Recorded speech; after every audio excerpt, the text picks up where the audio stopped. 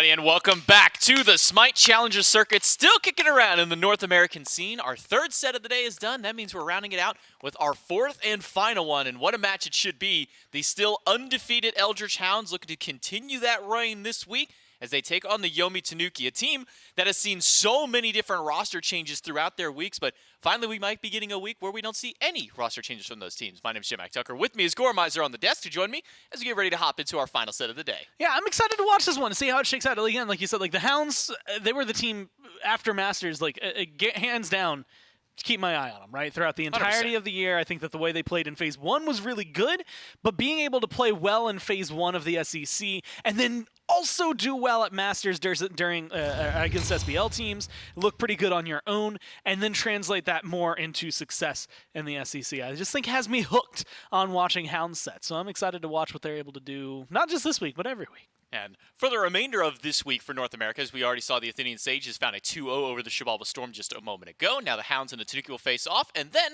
on July 2nd, we'll be having the Callan Wardens and the Anansi Weavers face off for our final NASCC set of the week. And a look at the standings, you can see the Eldritch Hounds still remain at that undefeated 3-0. Callan Wardens right behind them at 2-1. And the Athenian Sages, a team that was kind of fighting with the Weavers last phase around at that bottom 5th and 6th seed. Some small changes to the Sages rosters have been able to bump them up now to where they're sitting at currently 3rd seed in the SCC. But we're not talking about 3rd seed or anything that's sitting down to the 4th or 5th seed in that case right now. Let's talk about the Eldritch Hounds, because these guys have been on a tear since phase number 1, as you mentioned, jumping into Masters. This is a team that everybody had their eyes on, even able to take wins off of some of the SPL teams out there as well. And I think that's the most impressive part out of all, is because, you know, being top of the SCC, that's one thing. But when you can start taking games off of SPL caliber straight up teams, eliminating an SPL team from the contention during Masters, yeah, that's impressive. You know, a lot of that coming off the back of the jungler Oathhh. He has been a standout performer in the SEC for really the last year and a half or more that he's been taking part in this league. Yeah, I mean, this has just been a team that has come together. Boy, Crimson had like a 40-something KDA, 42, I think, was the number, for like after 4 weeks of play, and then finally at the last week of Phase 1, died a couple times to make sure the number was somewhat more controllable, things like that. Oathhh, as you had just mentioned, absolutely insane player who has been very consistent for them. I think Quig, Remakami, Dude Man Bro, like the entire squad has been showing up really well. And you had kind of mentioned it, and I always think it's fun to be able to kind of latch onto, but 3 sets, 6 games, 6 wins. This team has done nothing but be successful so far this phase. And it's really that question of, okay, what slows down their momentum? Because they've handled a lot of the meta changes incredibly well. They've been able to kind of go with the flow. Things that, you know, have been mixed success, I want to say, in the SBL. That Mercury comes to my mind. He has been someone that is high priority, but hadn't been doing too well up in the SBL level. Has been awesome down here for the Hounds. And so you get a team that, you know, 4 times first pick. That's only relevant because they're about to be 4 wins there, 6 wins total. Like, this is just a team that feels like it's going to be difficult to slow down. And so I do not envy any team that has to go up against them. Yeah, the Yomi Tanuki on the opposite side are a team a little bit lower as far as the standings are concerned, but more than anything, the Yomi Tanuki is just a team that's been so hard to really dial in, Gore, because this is a team that has made so many roster changes. Their captain, Satadragon, has changed out the support since the season has started, has changed out the mid laner, has changed out so many different pieces of this puzzle. So it really is hard to do a full analysis on the entirety of this roster, because it seems that almost every week, and even talking into a post-game interview with Satadragon a few weeks ago, he's mentioned that just this year alone, he's already made 5 roster changes to 5 individual players on the team. He has removed enough players to form an entirely new team at this point, you know, if you don't even count the roles out there.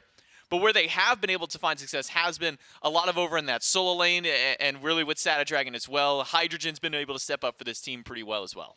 Yeah, I think this is a team that has a lot of talent behind it, but like you said, the issue has been more or less getting that consistent feeling for themselves, to the point where, you know, much to what you said, looking at like, hey, okay, well, this is like their most picked god, or this is the most banned god against them. Some of that stuff doesn't really matter because it's a different set of guys playing than it was, you know, at the beginning of Phase 1, at the end of Phase 1, things like that. So, you know, coming into it, taking a little bit of grain of salt when you look at like any of the numbers related to these guys, a lot of it is just going to be, again, consistency. They've only played, I think, 8 games so far this phase. Hasn't necessarily been the cleanest, but they've been able to go 3 with some of these teams, and that's more or less so far what they've been able to get a grip on, is at least extending these sets, not getting outright shut out. That's a good step forward, but getting a win is going to be a huge thing for them. If they can get a win against a team like the Hounds, then that's a massive step forward. I think even being able to get a single map win against them as well could seriously be a huge boon, because so far, 3 weeks in, 3 sets, Hounds have not dropped a single game just yet in phase number 2. We jump into the picks and bans for game number 1 between the Hounds and the Tanuki. And just to give the fans at home, you know, an idea of who the current roster is, at least as of now for the Tanuki, you can see it there: Snaddy, Satadragon, Nayhoo, Hurriwind, and Hydrogen. Hurriwind and Nayhoo being the 2 newest members to that roster, as Hurriwind had just recently replaced Elion, who was the support for that squad.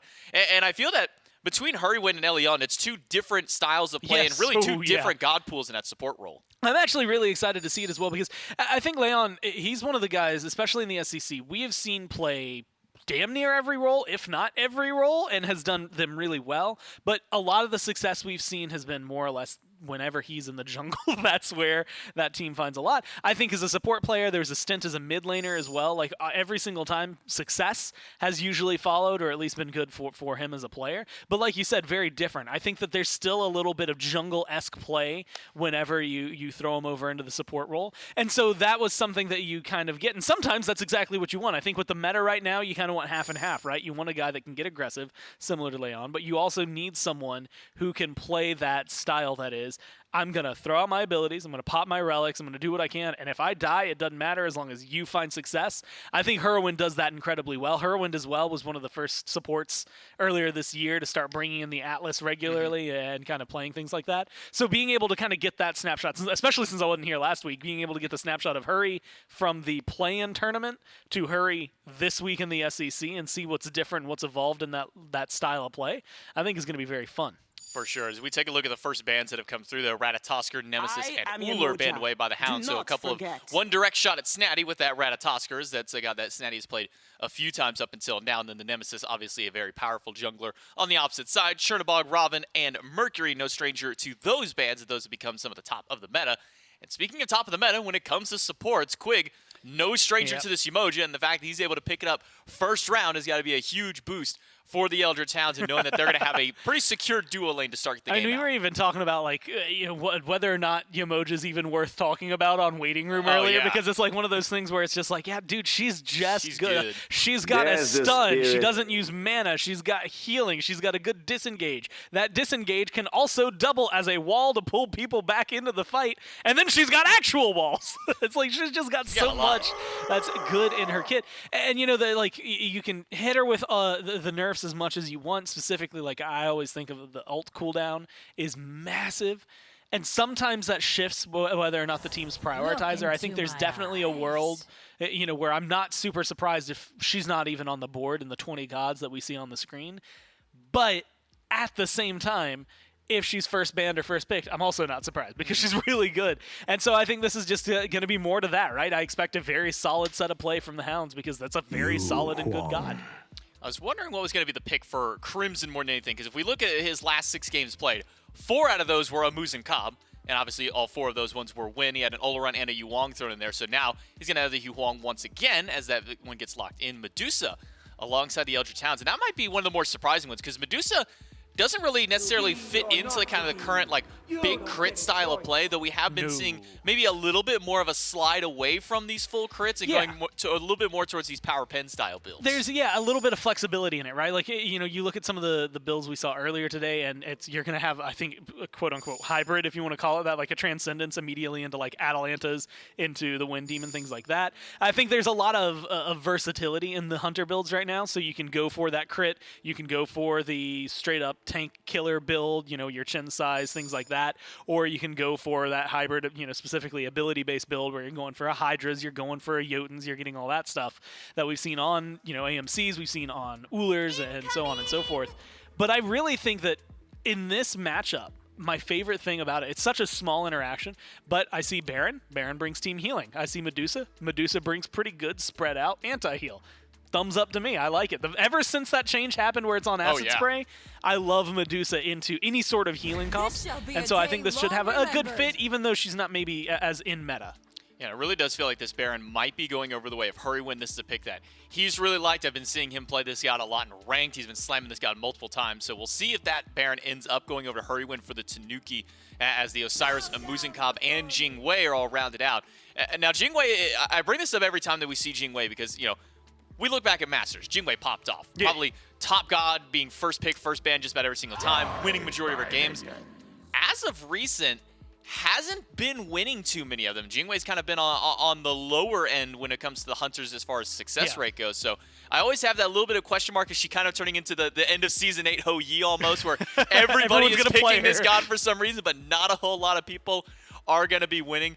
And at the very end of the ban there, you do see Bellona and Daji for the Eldritch Hounds. So Bellona going to be able to deal with a lot of these auto attackers that are coming through. I mean, Osiris and Muzen and Jing all going to suffer there. And it's not going to be the Outpaw shit. Actually, is going to be the Hades ban locked in for the Yomi Tanuki. So that does confirm that this Baron is going to be going over to Hurriwind. Yes, okay. You said that and my brain had to like scramble to catch up real fast. Like Hurriwind, I was like immediately like solo lane, no, not solo lane. That slow classification, watching every god fall into where they're supposed to be. Yeah, and again, that's actually maybe even better for the Medusa, right? Because hey, it's like now it's not even just that guy across the lane. Like when you join the team fights, eventually that matchup will maybe have a little bit of a slight favored interaction, at least one interaction that goes in your favor. Now it's going to be a little more consistent where that anti-heal matters, and that's going to be something that you can at least apply to yourself. That being said, with a Baron and presumably a Jing, it's not like there's a high amount of kill potential. They should both be able to get out of there. Baron might be susceptible, but pretty soon in the game, he should be tanky enough. Well, we'll see if this Yomi Tanuki roster can find themselves a win up against the Eldritch Hounds and maybe at least put a blemish on the record of the #1 seed. But for now, Eldritch Hounds versus Yomi Tanuki, game at #1. No surprises where a lot of these picks are going out there, since it was the Hades that got locked. At first it was the Outwash, and that was kind of raising the question, but now knowing that it was the Hades through makes their draft a little bit more clear-cut. And when it comes to these dodgy picks, Gore, we always talk about, you know, beads pressure across the board for the remainder of the kit. Do you think that the Hounds have enough forms of beads pressure to be able to kind of facilitate this dodgy towards the late game? So with just dodgy, that's going to burn some beads, like you said.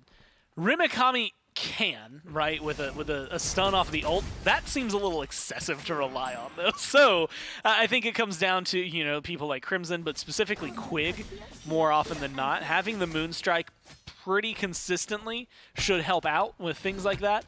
But it's not the immense kind of overt beads burning, not beans birding, but beads burning that you would maybe want. Like if you had a Ymir instead of the Yemoja, I think that you're going to see those beads get burned a lot more than like a Moonstrike will. You know, you've got a little bit from Crimson, a good root as well as his ult, things like that.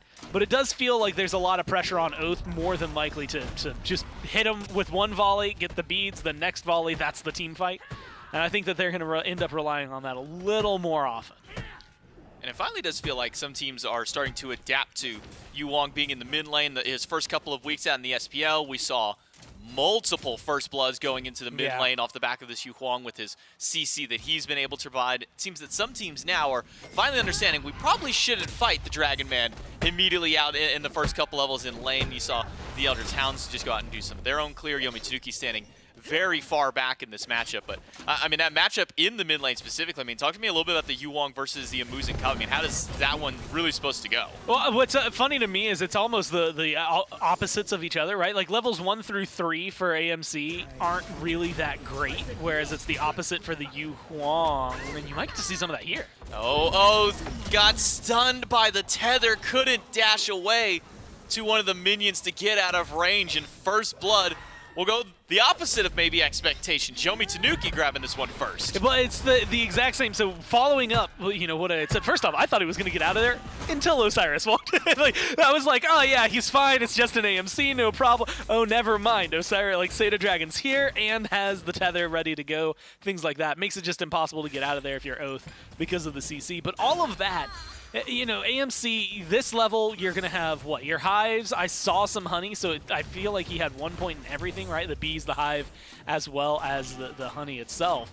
Whereas being able to, you know, otherwise, what are you doing? You get 2 levels of bees, and that's, like, magical for you. It's not a lot of damage early, and your autos aren't hitting as hard. So, you know, levels 1 through 3, 1 through 5 even, maybe aren't insane for you, whereas, you know, for Crimson, the level 1 scaling and damage on pretty much all of your abilities are going to be nice. Once you hit level 3 or 4, you should have your disengage. We saw it a little earlier in that lane, so we know he had to kind of decide to get that as opposed to leveling up something else. But being able to have a route that's in a straight line that helps clear where most people have to stand, that's usually your ticket in. You do that with an assassin next to you, that's free money. And an Amus and Cobb who can't get away has to play it safe. Here you get the opposite, where you get a little too aggressive, lulled into that security. Oathhh will teleport in, tank up a couple of tower shots, and pick up a kill for himself, procking over to level 5 as he picks up the kill there. Good pressure out of Remakami in the solo lane, nets the Eldritch Hounds their first kill of the game, and giving it over to someone like Oathhh, who died for that first blood, definitely needs that bit of a boost to get himself back in the game. Yeah, feels solid, catches up to Satadragon in terms of levels. You can see differences in the item build already. That's going to be a big player.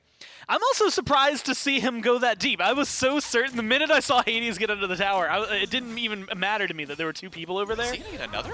I just thought it was fine. He's gonna keep going. He doesn't even need to worry about the actual pull back. He'll just kill him with the chain shots alone, but now Oathhh in danger. Will be able to use 1,000 cuts to get back towards the safety of the tower. Crimson standing by just in case, had that CC available, so Oathhh, after going down for first blood, has already made himself proactive across the map, picks up a kill in solo, and rotates over and picks up a kill in mid.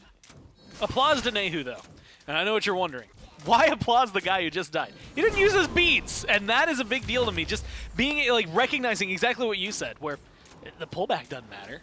Yeah, okay, pull me back. I'm dead either way. Either you hit this next chain and I die, or you don't and I continue to live, and then I get pulled back and I die. So I think that was a good call just because for Nayhoo to recognize that it was not going to be a scenario that you can get out of, and keeping those beats. So now Oathhh doesn't have maybe that easy gank opportunity that he just had on the mid lane.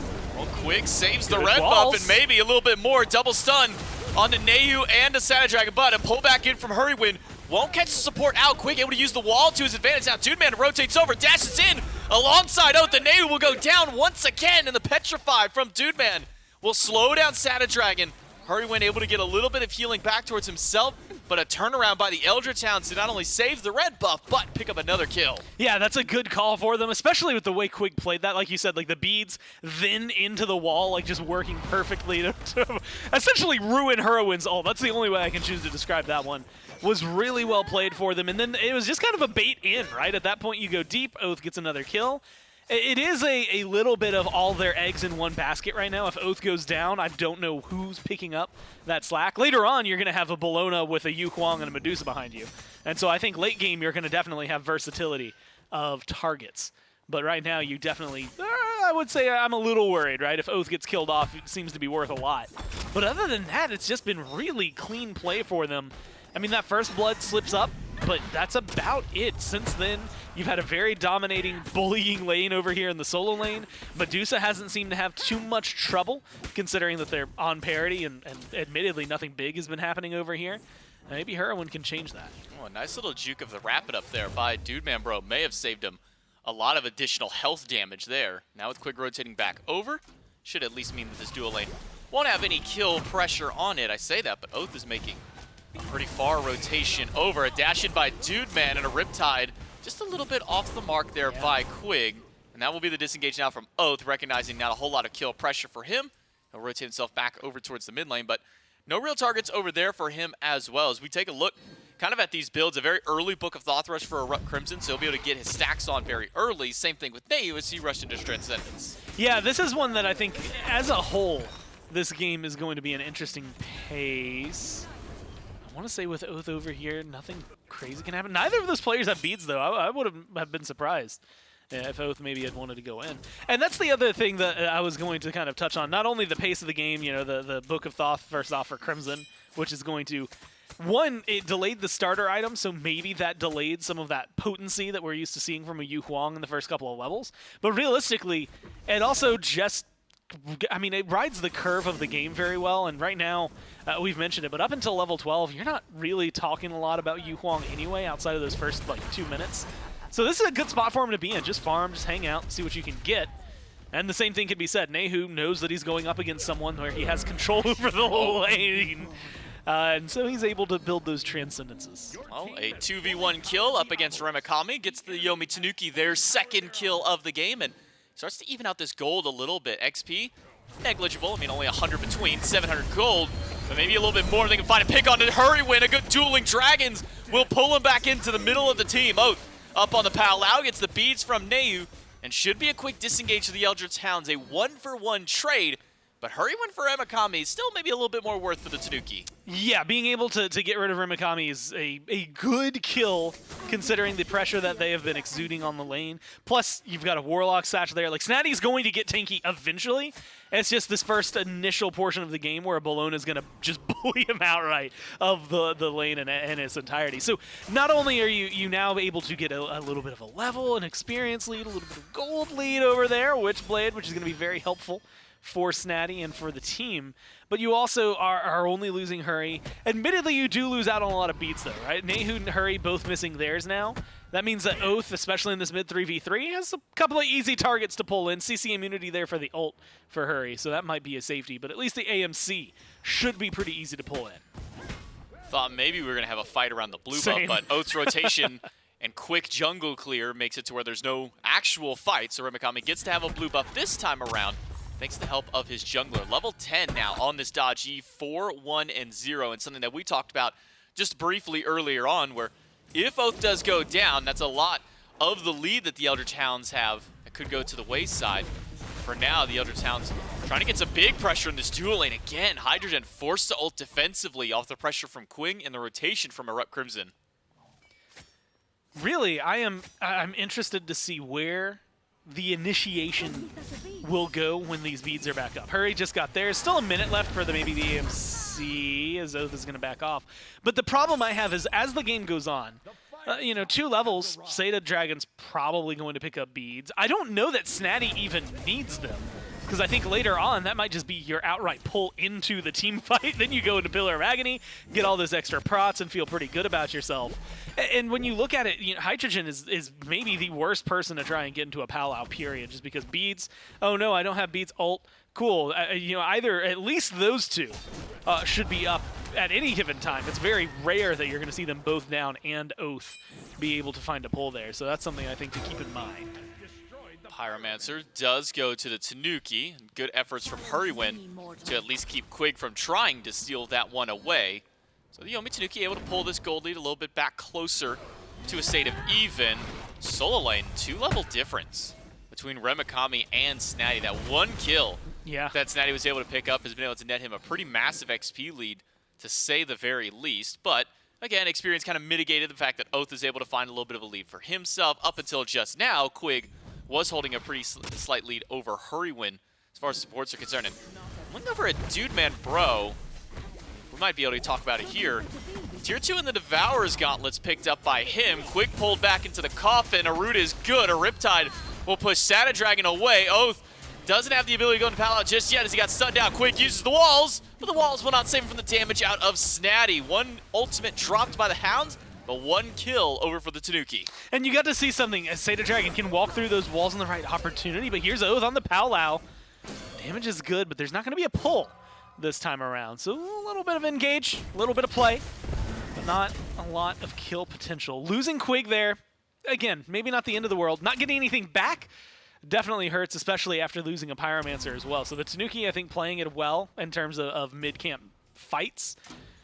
But you had highlighted it earlier, and I think worth mentioning, not just the way these fights are going, but when these two hunters join the fray, what to expect out of them. Already, Hydrogen with the Wind Demon, which to me is like that's the easy, like, next item. If I'm, well, I guess it depends on how you want to go for it, but I'm almost immediately thinking I'm going to get a preemptive Spectral now to deal with those crits and then start dealing with it. Either way, you at least know you're going to get one by your 5th item, so maybe not the utmost pressure for the Hounds to have to do it, but still something to make sure they do it. But for Dude Man Bro, and you had mentioned it, the tier 2 going up towards Devo's Gauntlets, there's, at least in my mind, no way it's going to be Devo's. I think that, you know, this late Bloodforge? I'm thinking of Bloodforge, just because at this point, going back to start stacking, that seems, well, I mean, they've got a Warlock stash on Crimson. They might just want to wait a little bit and have the pace of the game be slower. But I feel like a Bloodforge, while it's maybe not the, you know, the same amount, I think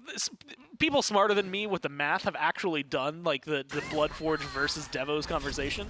And it's nice. Getting that shield in the middle of a fight is going to be massive for them if they get it. Crimson, half health, lands back in from the Celestial Flight. Now Satadragon under fire by Remakami. And Oathhh, half HP on the jungler as well. Snaddy will save up some minions to give Satadragon a little bit of a heal back, but thought maybe we were going to see a little bit more of a skirmish on that right-hand side. Eldritch Hounds, even despite, you know, the kills at least only being one up in their favor, will still be about a 1,500 gold lead. So every time that the Tanuki find an objective or they find a pick to try and bounce that gold back, the Eldritch Hounds, their macro play has just been allowing them to keep that gold up in their favor. Yeah, and that's the thing that's impressive, considering that, admittedly, like at least a lot of individual plays around what feels like bigger moments in the game haven't gone their way. But it's those, right, the mid-harpies, all of a sudden, being able to go your way, going in, potentially stealing away a Scorpion, things like that, that really end up counting up and stacking up as time goes on. I'm also going to keep my eyes on it. They've got one Trebuchet already kind of lined up, and they're doing a good job getting those offerings to get their obelisk close to stacked up. Both are about half right now. So maybe some well-timed steals, either from the Hounds or from the Tanuki, could give a good open push opportunity sometime soon. Potentially so. A little bit of a grouping, at least on this left-hand side. Satadragon once again playing aggressive up over by the red buff.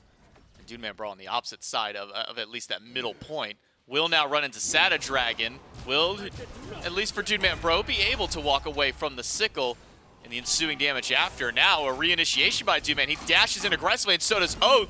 Trying to find some damage up against Satadragon, but we'll just use the 1,000 cuts instead just to get some poke up against and force Hydrogen and Satadragon back.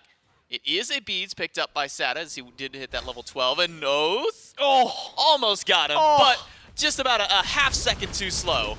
Well, good news. You know where Satadragon is, and it's not here. So you at least have a numbers advantage. You got a Yemoja, you got the walls. I like this call. Hounds do get the Fury. A little bit worried. We've seen that Hurriwind has been able to steal a few of these Furies and Pyromancers away with even the smallest damage that comes from this mage in that support role. In fact, speaking about Hurriwind, we'll have to hold up on Hurriwind for a moment. He does have a bubble online very early. That Magi's Cloak has been picking up second item. But if I'm being honest, Gore, I'm looking across and I'm seeing Quig and Remakami, and those might be two of the easiest gods to break that bubble from Hurriwind. Yeah, it's that weird balance of, you know, I mentioned hard CC that are going to make you cause beads and things like that are going to burn your beads. That, you know, theoretically your bubble's going to be up enough that you can use it alternatively to your beads sometimes. But you throw out Scourge, you throw out pretty much anything, and you're going to be fine. Crimson loses the Aegis, almost loses his life. Nayhoo now in danger. The Powwow, you're going to need to pull him in to get the final kill, but not enough follow-up damage just yet. In the backline is Remakami. Will use the Eagles rally, but now Remakami surrounded by 4. Does manage to get him with the Bludgeon Slam and manages to find his way out, but Satadragon's got to use the ult to close that kill out. A 2-for-1 for the Eldritch Hounds, and maybe a little bit more if Hurriwind stands a little too far forward. No, Dude Man Bro will dash away. Satadragon, though, no ult. Surrounded by a few. Should be able to find some kind of a path out, but he's got to take a long trek to escape the Eldritch Hounds. Yeah, I love this pathing from Oathhh and Quig immediately, especially with Crimson there. I mean, there's no way you're getting out of this. No, Eldritch Hounds pick up a 3rd kill in the team fight. Only trading Remakami for that, though. A lot of relics by the Eldritch Hounds used in order to stay alive during that team fight. And all the while, has bought some time for this Trebuchet to push up the right side. Look, you don't need to be paid to do analytics to say that was so worthwhile. 3 bigger than 1. That means immediately it is way better for the Hounds to get that. Plus, they got the Fury. I mean, that's easy to lose, I think, in that long thread of fight that ends up happening. But you get the Fury, and then getting the kills like that, you know, the 1-for-1 trade, Snaddy was already worth a little more than Remakami because of the experience lead and the gold lead. So that makes that trade worthwhile, even if it was just the 1-for-1. But then you get the jungler and the mid laner. And those are some massive kills to be able to scoop up if you're the Hounds here. I mean, you're taking away a lot of the pressure that they had. You've got a 2-level lead now for this Huang, so you're hitting incredibly hard. I think the build path that we're seeing, the Bloodforge was picked up there for the Medusa, then the Wind Demon. Now, I'm going to assume either Silver Branch or an Atalanta's. Either way, you're going to feel really powerful in these next few hits. And so I think that what they've been doing on the side of the Hounds has just been nothing short of making themselves even more successful. And now I love how aggressive they're getting with the fight. Bubble gets popped there thanks to Remakami, and they can just go in. Oh, Palau will pull Nayhoo in, and there's the follow-up this time to get the instant kill. EruptCrimson with that Phoenix Fire will pick up a kill against his opposition in the mid lane. Pyromancer pulled once again by the Hounds, and now with no Nayhoo here and a much weaker Yomi Tanuki team, that one will go over to the Hounds. So Hounds finally able to pick themselves up another objective, this one on the right side of the map, and a quick disengage by Quig, and almost catching a few inside the rivers. Just a little bit slow on the trigger for that ult. Either way, I guess, well, actually, probably a good sign for the Tanuki. That's a 140-second cooldown. You're not going to have to deal with those walls for a while. And you know what? Satadragon is able to get out of there. Technically, a Hades can, but it is, you know, a very heavy investment to escape a River's Rebuke, as opposed to being able to just, you know, walk out of there sometimes like Satadragon will be able to with a passive, things like that. I'm also interested to see, because we've got 2 shells online for Nayhoo and Hydrogen. We've been seeing, at least in matchups like this, at least one of them being a Phantom Shell wouldn't upset me. Well, Dude Man Bro eats a lot of damage. Hydrogen will find the kill with the airstrike, but won't make it out because Oathhh can teleport right into the backline. 2 levels up for this dodge. Ultimate by Satadragon gets him just enough distance to get away from the Palau. The Eldritch Hounds trade out Hunters, and that one, at least for the Tanuki, will be at least somewhat of an even trade out. Yeah, you get 2 Hunters, both dead, both using 1 relic, not their beads, both using their ult in the process. Like, a lot of equal trades, and then it just comes down to who's worth a little bit more. And, you know, you look at the level lead, that gives it to Dude Man Bro, being worth slightly more gold than what Hydrogen was going to be worth there. But still, going about even for it, having very similar cooldowns, like, that might have been one of the most even trades I've ever seen in the game. But for the Tanuki, it's still nice. And it should give them an opening, depending on how they want to. Because of Jingwei's passive, I wouldn't mind grouping up over here on the left-hand side where this Oni Fury is about to respawn and trying to use that numbers advantage. Eldritch Hounds have rotated their solo laner over to this left side to maybe get a fight going for this Fury. Riptide from Quig will catch out Satadragon, and a River's Rebuke will catch out Hurriwind because he can't walk through that wall. Will use the Coffin to buy a little bit of time. Remakami is bouncing all over the place, but uses his ult to disengage. Quig does find a Riptide to get through. Beads by Remakami and Quig to escape the Pillar of Agony. And again, a lot of ultimates, a lot of relics used by the Hounds to get themselves out, but they're still setting themselves up around the Fury. You know, I want to give just a shout out to Hurry, because nothing I think is more fun to watch support-wise than well, that's not entirely true, but one of the most fun things to watch is a just well-used Baron ult, and Hurry used it perfectly that last fight in terms of length and amount of CC. Unfortunately, with that down, it gives a little bit of an opening for the Hounds. River's Rebuke being gone is, you know, very similar. Same thing for Remakami not having that Eagles Rally. So engage is going to be difficult here for the Hounds, but team fight still should be good. Fury brought to half HP. Snaddy goes back in, but doesn't have ultimate. Dueling Dragons just off the mark by Crimson. Snaddy being pelted away by the Hunter and by the Soul Inner. Snaddy should not find a way out, though that Petrify just a tad off the mark by Dude Man. Not able to catch anything. It says Oathhh in danger, gets hit by the heal and gets body blocked by his team, but does manage to jump out in time, and Dude Man turns the kill around. Saturday goes down. Meanwhile, Remakami is still trying to find it. Kill. Does have Eagles Rally, doesn't use it. Somehow Snaddy's still alive. There's no shot Snaddy makes. Are you kidding me? He made it out. No, yeah, he won't get the kill, as it turns out. He will make it out. Look, it's a TKO. He's out of there. Hurriwind's out of there. You know, Hydrogen can't come back in on their own. So you still get the Fury. Not as good as getting the outright team kills as it would have, or player kills that it would have helped out as much as it would have. But it does create some interesting things, because you had mentioned the Eagles Rally. If it follows Snaddy immediately over the wall, maybe the next volley of abilities is enough damage to kill Snaddy, but you know, that delay time with the HP 5, knowing what we know about Hades, how tanky that was, I don't know if that was a winning fight ever. You know, chasing it down, the minute Dude Man Bro said, nah, I'm out, I think that was when Hades decided to live. Unfortunately for Remakami, there was a lot of time. But chase him out, get the TKO, force him away from the Fury, opens up a lot. Fire Giant. I mean, on the table, yeah, but I wouldn't have expected either of these teams to be pulling it. And it was only, you know, a short pull either way. But still, something I think that needs to be looked at and worried about now, I think, if you're the Tanuki, is how easily in control the Hounds could be. And namely in mid is where my eyes go. 2-level difference, but 0-4 and 2, we haven't seen a lot from Nayhoo so far this game. Very silent outside of that very first initial kill. And so I'm looking towards the fact that they've got a minute left on the beads, 30 seconds left on the shell. If I'm Oathhh, especially with this ult up, if I see Nayhoo even step slightly forward, that's going to be a surefire kill, and the Tanuki are going to fight at a disadvantage. The Hounds will once again take the Pyromancer, Fury from earlier on.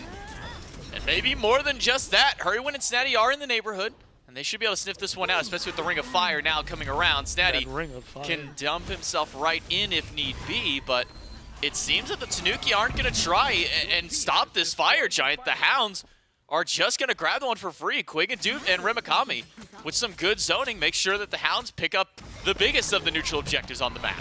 Yeah, honestly, that's, I mean, not good just because, haha, Fire Giant's great. But also, I mean, just being able to showcase the amount of force that this team has. Team fights have been going their way. They've been a little more adept at it, again, without the relics that were down, beads down still for Satadragon and Nayhoo, both about to come back up. Trying to fight into Oathhh in that circumstance either commits you to using your ults if you're someone like Satadragon and perfectly timing it, or you're just probably dead if you're Nayhoo, right? So you have to play it carefully. You have to understand the risks before going in. And unfortunately, that means you're not going to get a Fire Giant. You can't take the fight. You can't do anything about it. And now you end up in a position where you're up against 5. Lots of towers were still standing, though. So knocking down Phoenixes might be a little more difficult, especially pre-EFG. And so I think this power play with 3 minutes left on it is going to be a lot about a gold lead. We're going to see these last tier 2s go down. Maybe some pressure in the last minute of it onto a Phoenix. But it is definitely going to have to be a much slower roll for the Hounds, despite the advantage they have going into this. For now, it will at least be that tier 1 tower in mid that does fall to the Hounds. About a 10,500 gold lead, 25 minutes in. Experience doesn't really matter at this point of the game, as it's typically only the supports who haven't hit that level 20. I say that, but Satadragon also struggling to get to level 20 right now. Outside of that early first blood that went the way of the Yomi Tanuki, Satadragon hasn't been able to find nearly as much success, has been able to find at least one more pick throughout. But Oathhh with a 5-0 turnaround after going down for first blood has been massive for the Hounds. And that's why we constantly talk about this player. That's why we're always focusing in on the jungle for the Eldritch Hounds, because when Oathhh is able to get a game like this, where he's able to dive up against a level 20 Hades by himself and deal, what was that, a quarter of his health in an instant, there's a reason that Oathhh is talked about with this team. And the fact that, I mean, like you said, first blood at the beginning of the game, getting those turnaround plays to make sure you don't fall behind from that point forward was massive for Oathhh. 5-1, I was worried, what was it, when 3-1? I thought it was going to be a little too much focus for one player, and I think Oathhh is a good person to focus down on because of the damage output that they have right now, as well as just the way that they're playing this game. But even on top of that, it's allowed the rest of the team to flourish. I mean, no one was putting a lot of pressure on Crimson while Crimson was stacking. And even when you could, I mean, it's Huang, so he gets out pretty easily. Same thing for the Medusa. No one really pressured them because Oathhh was kind of demanding of the attention. A slow grouping by the Hounds to the left side of the map. Same with the Tanuki. It took a little bit of time for them to reacquaint themselves in their own base. Oathhh is standing off to the right side. Quig will get behind the wall, so the coffin will not pull anybody in. So life of the party down to start this fight out for the Tanuki, and that's a major team fight tool gone. Oathhh is just in the enemy base right now, fighting Snaddy, winning the 1v1, and allowing his team to win the fight around the Phoenix. Satadragon slowed down, forced to ult out. Phoenix gone, and so is Hydrogen. The damage from Oathhh is just too much. The Powwow to lock down anybody, but instead it's just going to deal damage to Snaddy for EruptCrimson to close out the kill of Phoenix +2 for the Hounds. I mean, at this point, you can go for mid-Phoenix. I think this feels like a pull. If you get Satadragon or Hurry or Nayhoo, this is going to be a very clean kill, and that's a good jump in. That's good damage. Dragons from Crimson pull Nayhoo right back in to the clutches of death. The mid-Phoenix goes down, and it's just Hurriwind and Satadragon left to defend. The Eldritch Hounds break the base open, break the team fight wide open for themselves. And oh, by the way, River's Rebuke was still up this entire time. Separates that fight out. Satadragon will go down. Hurriwind will stand behind the fountain and try and pull somebody in to get anything he can for his team. But the Titan will go down. The Eldritch Hounds will continue their undefeated streak with a Game 1 win. And this is a team, while they might play with their food a little bit at the very end, I think they just played this game incredibly well, right? First blood doesn't go their way. But other than that, most of the kills that Tanuki got were just like trades, right? Little small skirmishes that would go, slightly in their favor, if even. I think there was like 1-1-for-1 with the Hunters that was like, yeah, that one's good. Everything else was like, okay, that was 3-for-1. Like, you're not getting a lot of favorable trades. Good fights from the Hounds. I think that they played that really well. And we got to see a lot of the pressure, specifically from the Daji, but then burning those beads, whether it was the Daji or if you're getting a really good Riptide, or if you're getting a root from the Huang, or wherever the CC was coming from. It was enough to make things work out consistently there for the Hounds. And I think that Tanuki put up a good fight. It just definitely felt like you could feel things slipping through their hands as the game went on. Yeah, the control definitely towards the Hounds for the majority of this game. They're able to take themselves game number 1. Can they keep their undefeated streak with another one in game number 2? We'll find out right after this.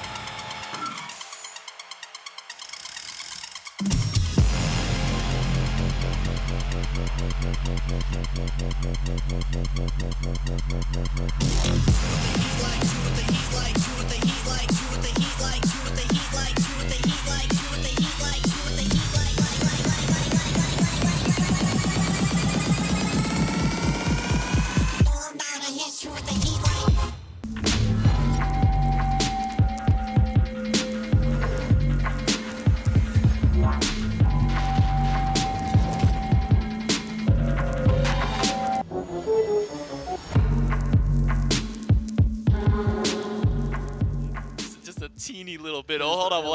We'll have to talk about that a little bit later, though.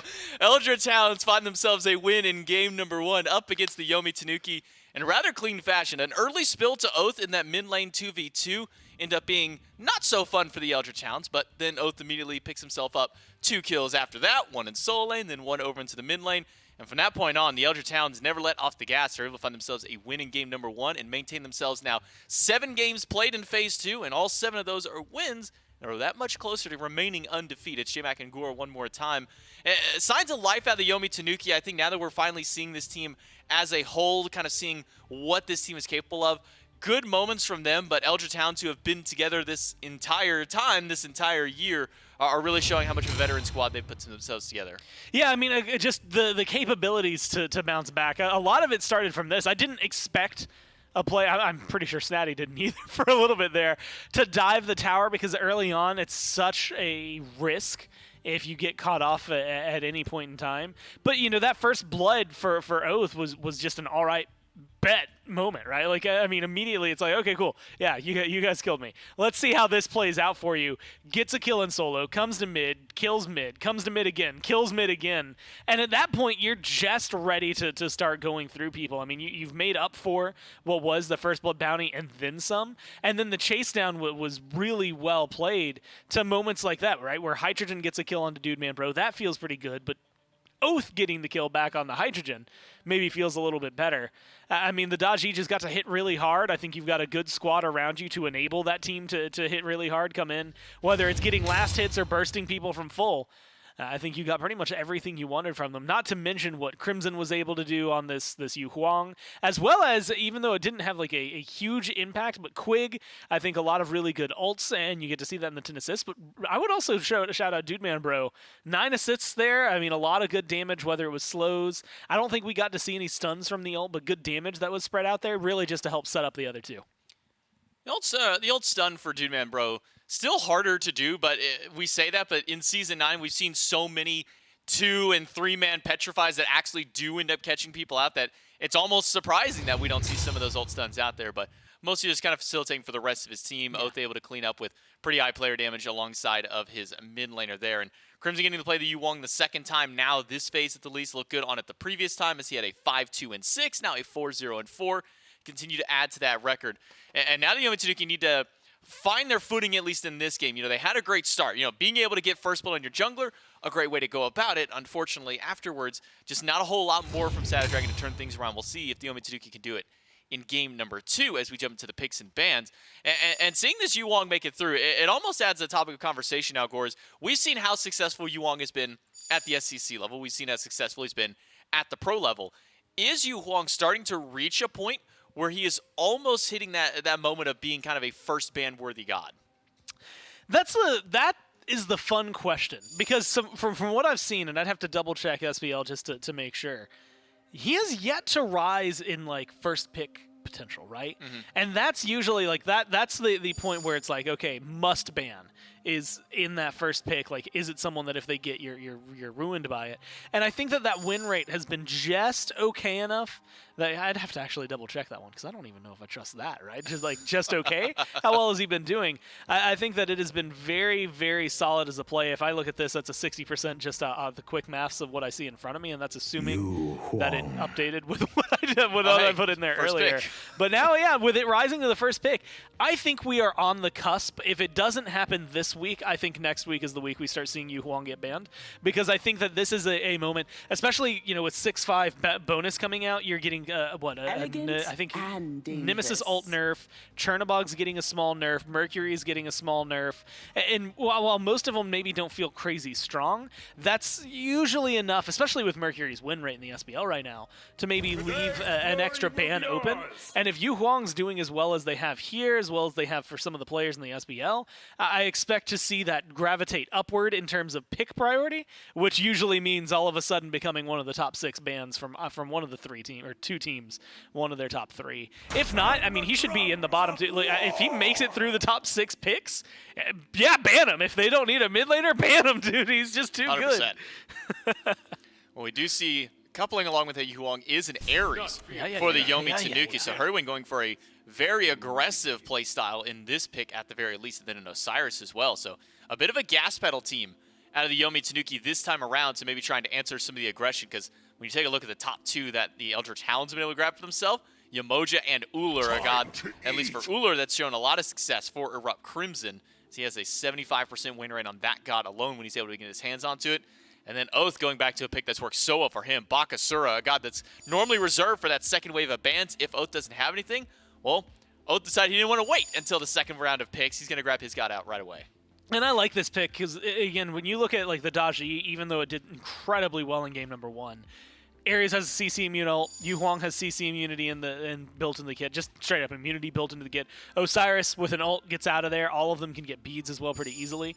And so I think that is a pick to stay away from. You get Bakasura, though, and all of a sudden it's someone who does enough damage to burn through an Ares and an Osiris's health bar, does enough damage and can chase down a Huang after that immunity. So it gives you a lot more capability, I think, to stick to your targets. Might take a little longer to get online. You know, you're still looking at a late game hyper carry, very similar to your Kali's, things like that. But I do think that this Bakasura is going to be a fun one to watch. We do see the Jing now Amaterasu for the Yomi Tanuki. So a lot of team fight presence for the Tanuki this time around. And then maybe a little bit less in a god that we don't see very often anymore. As a matter of fact, at least in this phase, haven't seen him just yet. Anhur. Picked up for Hydrogen. And to me, looking at the Tanuki, where they were winning initially and then immediately losing afterwards, was that early game.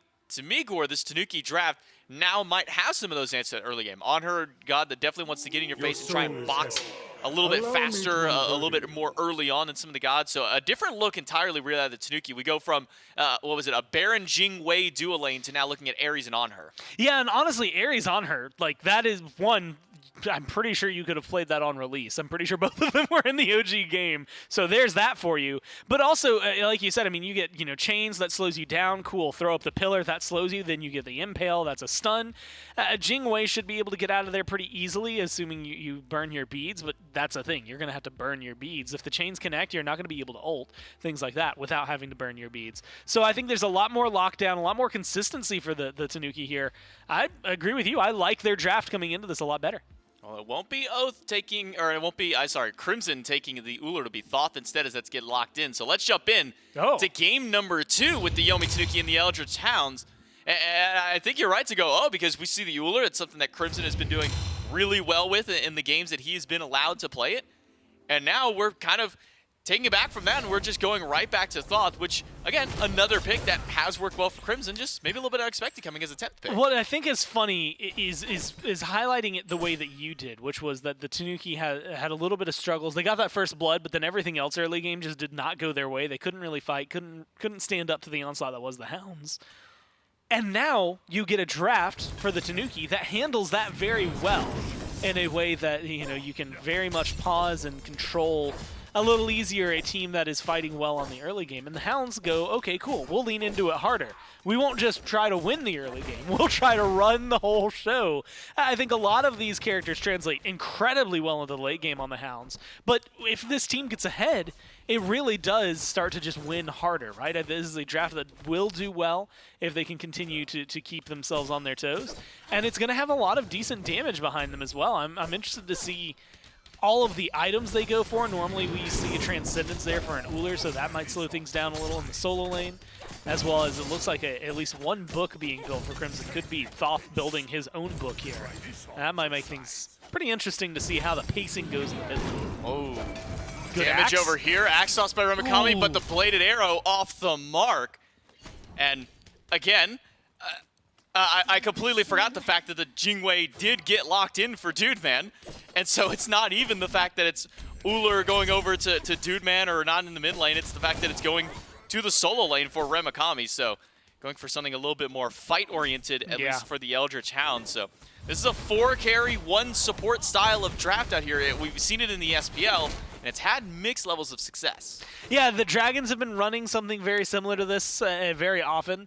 The good news is, and this is where we've seen it falter, has been 3 carries with an assassin or a warrior jungler, and so a lot more physical damage sources than magical. But in this instance, it should be pretty easy if I'm Hurry, grab a sovereignty, because you're going to have 2 auto attackers, 3 auto attackers that are physical based coming at you. So you're going to want something like that. Probably a Witchblade at some point. Shells are going to be very worthwhile. I wouldn't even mind Horrific because of its upgrade against this team, even though it might be kind of difficult to get them. That'll also help slow down the Bakasura. A lot of options to try and go into anti-attack speed and just auto attackers in general. Even to the point where like Midgardian Mail comes and crosses my mind. But the good news is that means that if you invest a lot into that, Crimson's going to have the time of their damn life. I mean, they are going to be able to free fire. They're a Thoth surrounded by auto attackers, so not only are they ability based, but they're magic damage. A lot of what they're going to be throwing out there is just going to hit hard. Well, blink in by Hurriwind, gets the beads from Dude Man Bro.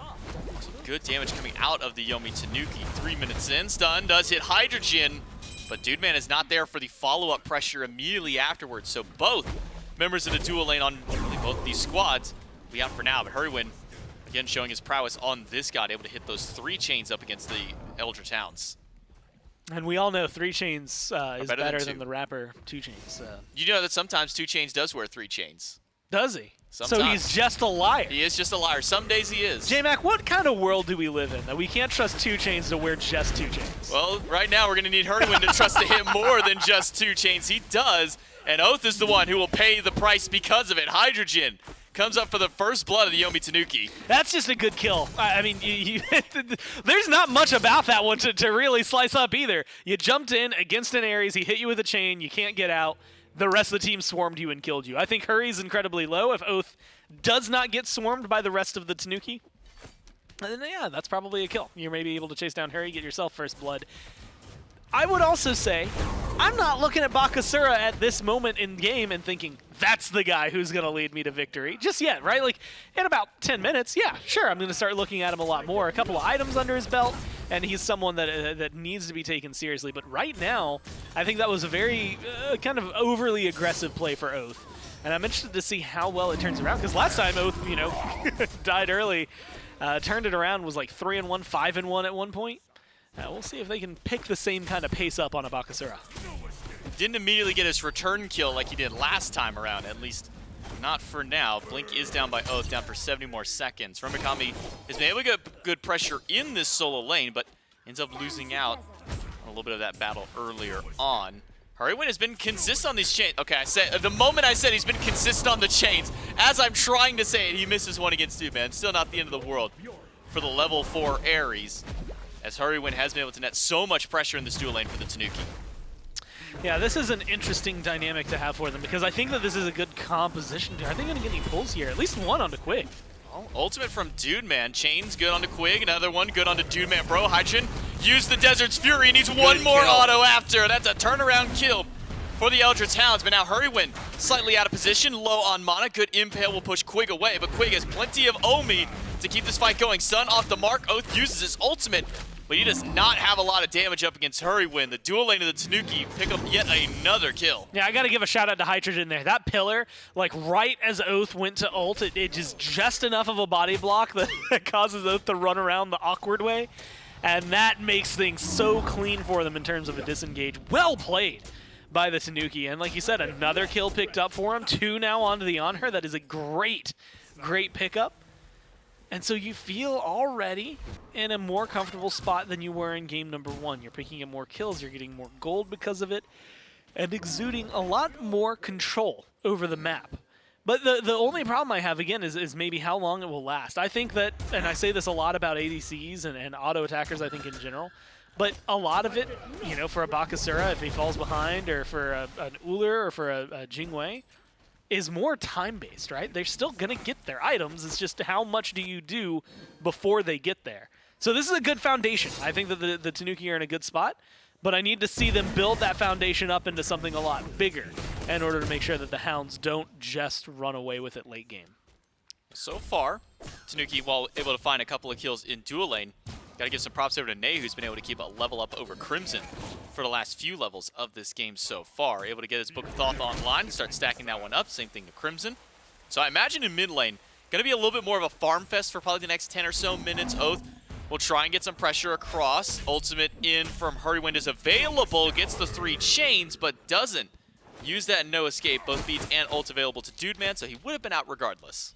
Yeah, I see those chains connect, and that is a play, for Hurry, you hit all 3 of those, you throw out the flames, you're trying to put pressure on a Dude Man Bro so that they panic and they beads, maybe beads ult, but at the minimum beads to try and get their dash up so they can disengage. So good play from Dude Man Bro to not do that. Good play from Hurry to try and bait it out wherever it was.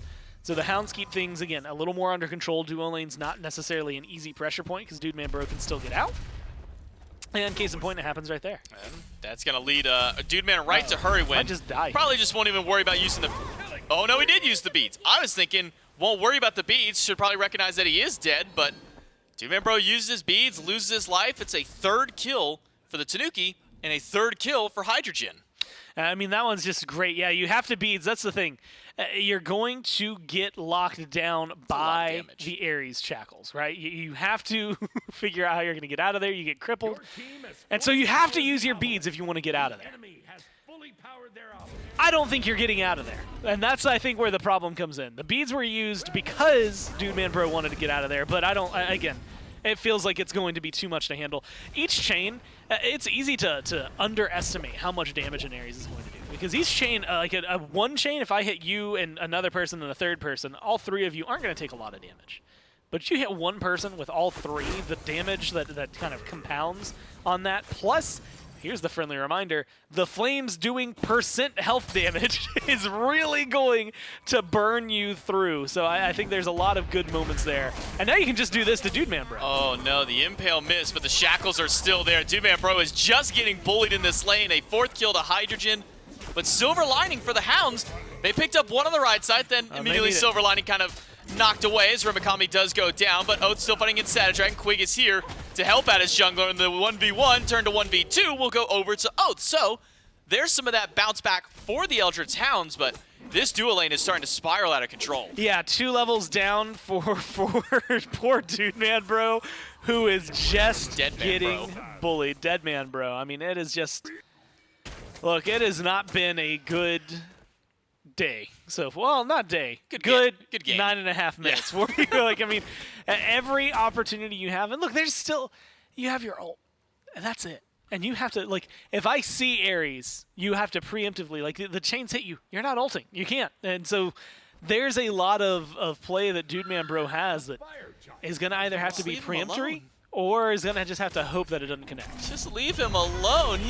He's got nothing at this point. Is he even worth the kills at this point? I mean, you're looking at an 0-3 Jing Wei with a 4-0 Anhur. Sure, you kill him, you force Dude Man Bro to go back to base again. But imagine this. What if that Anhur, instead of 4-0, was 5-0? True. Yeah! Pretty good. Yomi Tanuki with their pretty nice lead started up the Pyromancer, but immediately go back.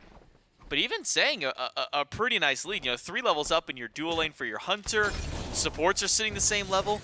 The Tanuki only have a 1,000 gold lead at this point. That is not the lead I would expect with how much pressure has been put onto Dude Man. Even experience is only sitting around 1,500, and it's mostly just in that duo. And that's where things get even more of a fun conversation to me, because we talk about this all the time, and I think that this is evident even in Pro League games.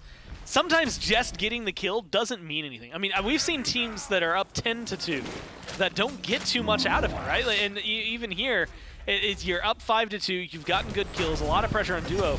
Not once have you been able to get a Fury. You haven't really been able to invade anything. Nothing big's happened. Good dueling dragons out of Nayhoo. Pushes Quig away from the Riptide and puts up a 6th one on the board for the Yomi Tanuki. This time, at least on the back of Hurriwind, so somebody else is getting those kills for the Yomi Tanuki. Snaddy will walk into the enemy jungle as Oathhh does not have his ultimate. Will eat one of the minions to try and fight back up against Snaddy. Remakami is here. Remakami does not jump over the wall immediately.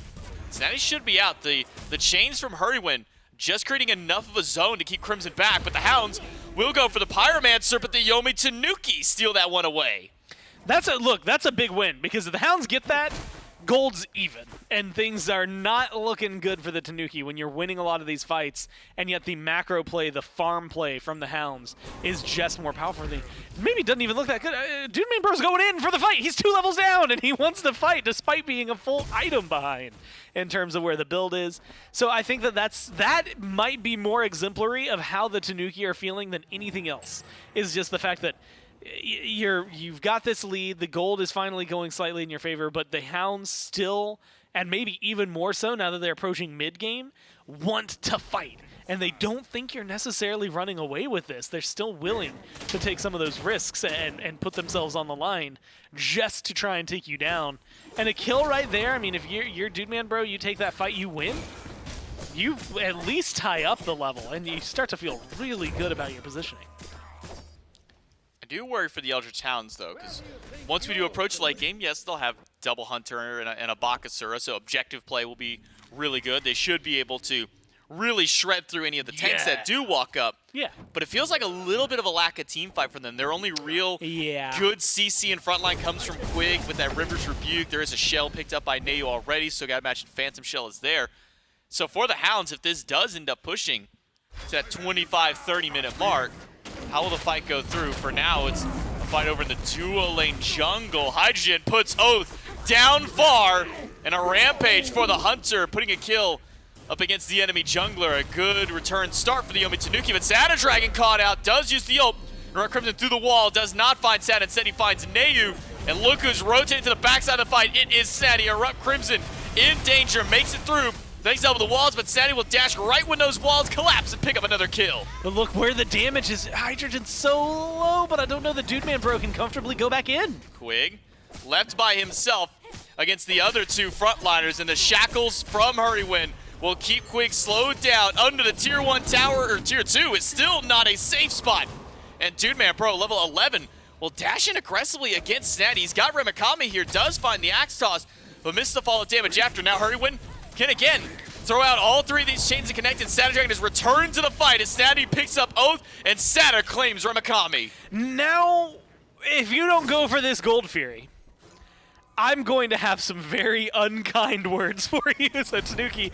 Yeah, I like where this is at. Get aggressive, take the kills, get yourself ahead. I mean, just with the kills, you have a massive lead. But with this Gold Fury, you're going to be in a much, much better position. And I love where this team is going with it, especially the amount of control they're exuding. I mean, look at this. Snaddy has no fear in the world.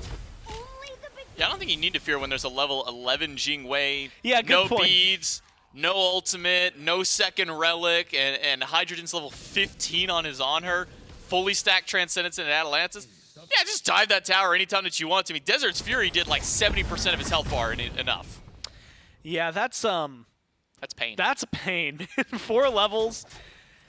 Oh, almost to the point. Look, and I'm not usually one to think this, and I don't think the Hounds will, strictly because they have an undefeated streak in games right now to think about.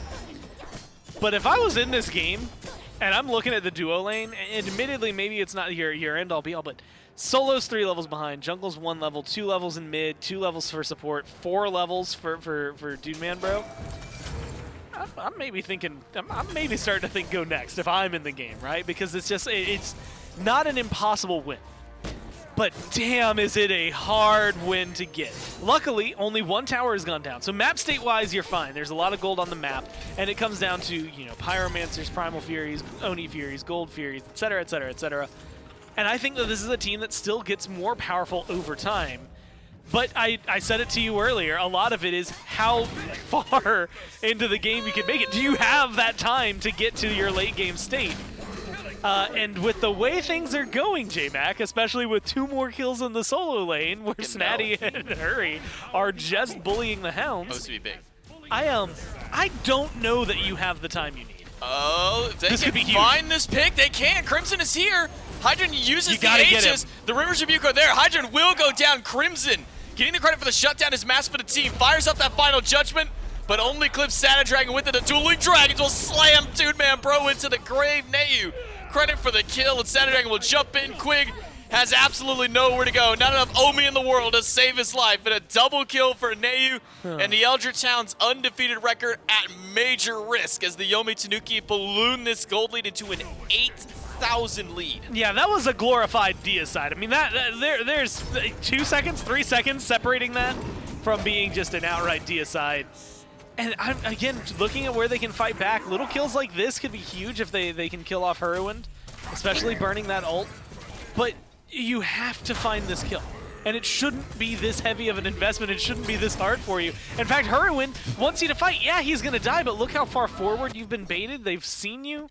Theoretically, I think a little more time, another second or two from Hurry there, and your team is guaranteed to show up and get the kills. Now, they're just guaranteed to show up and get a Pyromancer. Oh no, being able to get a big neutral objective. Oh no. Yeah, I don't think they're too upset about that. And with this kind of lead, at this point in the game, I mean, early Fire Giants have to be in the conversation. I'm talking like in the next 30 seconds, before we see that Primal Fury spawn up, you could easily go for one without stressing too much. You might want to get rid of Crimson or at least force Crimson's ult. But other than that, you're pretty much in the clear. Right now, the Yomi Tanuki are coasting off this lead they've established for themselves. 9,500 gold. Not even 18 minutes in there, going beyond 500 gold ahead a minute that they're out farming. Not just farming 500 gold a minute, out farming their opponent 500 gold a minute over everything else. You can see the only person who has any kind of net worth over anybody is Crimson over Hurriwind, and that's only a 400 gold difference. And that's a not good place to be in if you are the Eldritch Hounds, is that the only person who has a gold lead against anybody on the enemy team is the mid against the support. Yeah, well, you've got a 2-level difference on the support and you're only 400 gold ahead of them. That just, to me, I mean, maybe is a knock on the Hounds, which at this point has just not been a fun game for them. I mean, they have been getting bullied about as hard as you could. Dude, man, bro, more often than not on the receiving end of that. I mean, 0-5. There's finally, look, a win going for the Hounds. Hurriwind missed their ult. And that's at least something to go in your favor, especially with the commitment of Blink being down and Hydrogen using the Desert Fury. Feels like finally something goes in your way. And you need plays like that, because right now you are just down and out. It is very difficult to fight back, very difficult to close gap. Things that were 2 levels are now 4 levels there in solo lane, 3 levels in the jungle, 2 levels in mid. And admittedly closing a little bit of the gap for Dude Man Bro because it was 4 levels earlier. But it's just a powerful, powerful team right now on the Tanuki. And it would need a giant fumble at this point to cause things to start going well for the Hounds. Gore, that was their tank, who was just getting melted by Hydrogen. Yeah. He is 7 levels down to the enemy ADC, 8 levels down to the enemy mid laner, and even more gold now. That's 57,000 to 47,000. That's a 10K lead up for some quick math there for the Yomi Tanuki. It is just going south further and further for the Eldritch Hounds as the minutes continue on, as the kills rack up. And I look over at the player damage charts, and I remember the old joke about Ares, cons, low damage. Yeah, that's not applying right now. Third highest player damage in the game is the support for the Yomi Tanuki, and it's only going to get worse as this Fire Giant goes to the Tanuki. Hurriwind has Quig locked down with the chains. The Riptide will get Quig some distance. Remakami is too low to stick around. Snaddy is too healthy for the Eldritch Hounds to fight back into. I mean, this is, especially with Fire Giant, maybe one of the cleanest games that I've had. But you know what, J-Mac? We've been framing it in a bad way. The Hounds have not lost a game yet so far this phase, which means something's going to happen to the Tanuki or they lose the game. My bet is that somehow lightning strikes every single one of their PCs, and that's one of the few ways I think for the Hounds to claw their way back through this one. In a more serious note, I think that and this is wild, 21 minutes in, especially in this meta, I don't know if I want you fighting up here. I mean, this is incredibly risky for the Hounds, and it's barely going to play off. I was going to talk about Phoenix defenses, but now you're just down a man. I don't even know if they want to try and defend a Phoenix at this point. Crimson is being ran at by Snaddy. Oathhh already died during all this, and Snaddy is just face-tanking a tier 2 tower by himself against 2 people. Remakami gets picked by Satadragon. Snaddy is, face-tanking a Phoenix against 2, and will actually kill both of those 2. Yeah, if I'm the Hounds, this one's probably over, Gore. It really sucks that like your one loss in a phase would be like this. Like this is I was gonna say this isn't a loss. This is a statement. This is just a one-sided beatdown. This is the Hounds got tied against the tree. You're a 5th grader getting bullied by a senior in high school right now. Like they picked you up by one leg and shook out all your lunch money. You are tied up against the tree and they're just taking free pot shots at you this entire time. Eldritch Hounds lose their first game of the phase, and it always is that, kind of that bittersweet. You know, you never want to lose that game. You want to keep that undefeated streak going, but there's at least a silver lining for the Eldritch Hounds. It was only the game. It wasn't the set just yet. So they still have an opportunity to keep the undefeated win record as far as the sets are concerned, but the Yomi Tanuki, a completely fresh look on these guys, a very aggressive early game, looked really good. And that brings me to the ever important question. You looked damn good doing that if you're the Tanuki.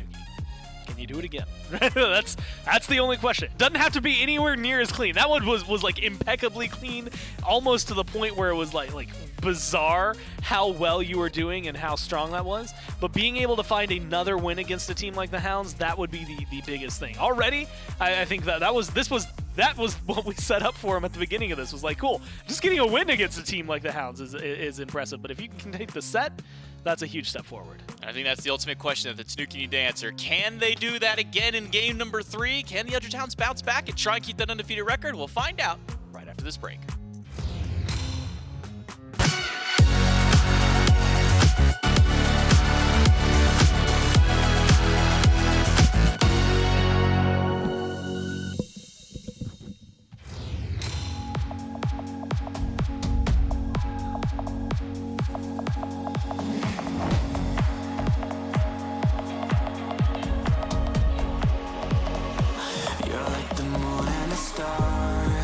You're my shadow.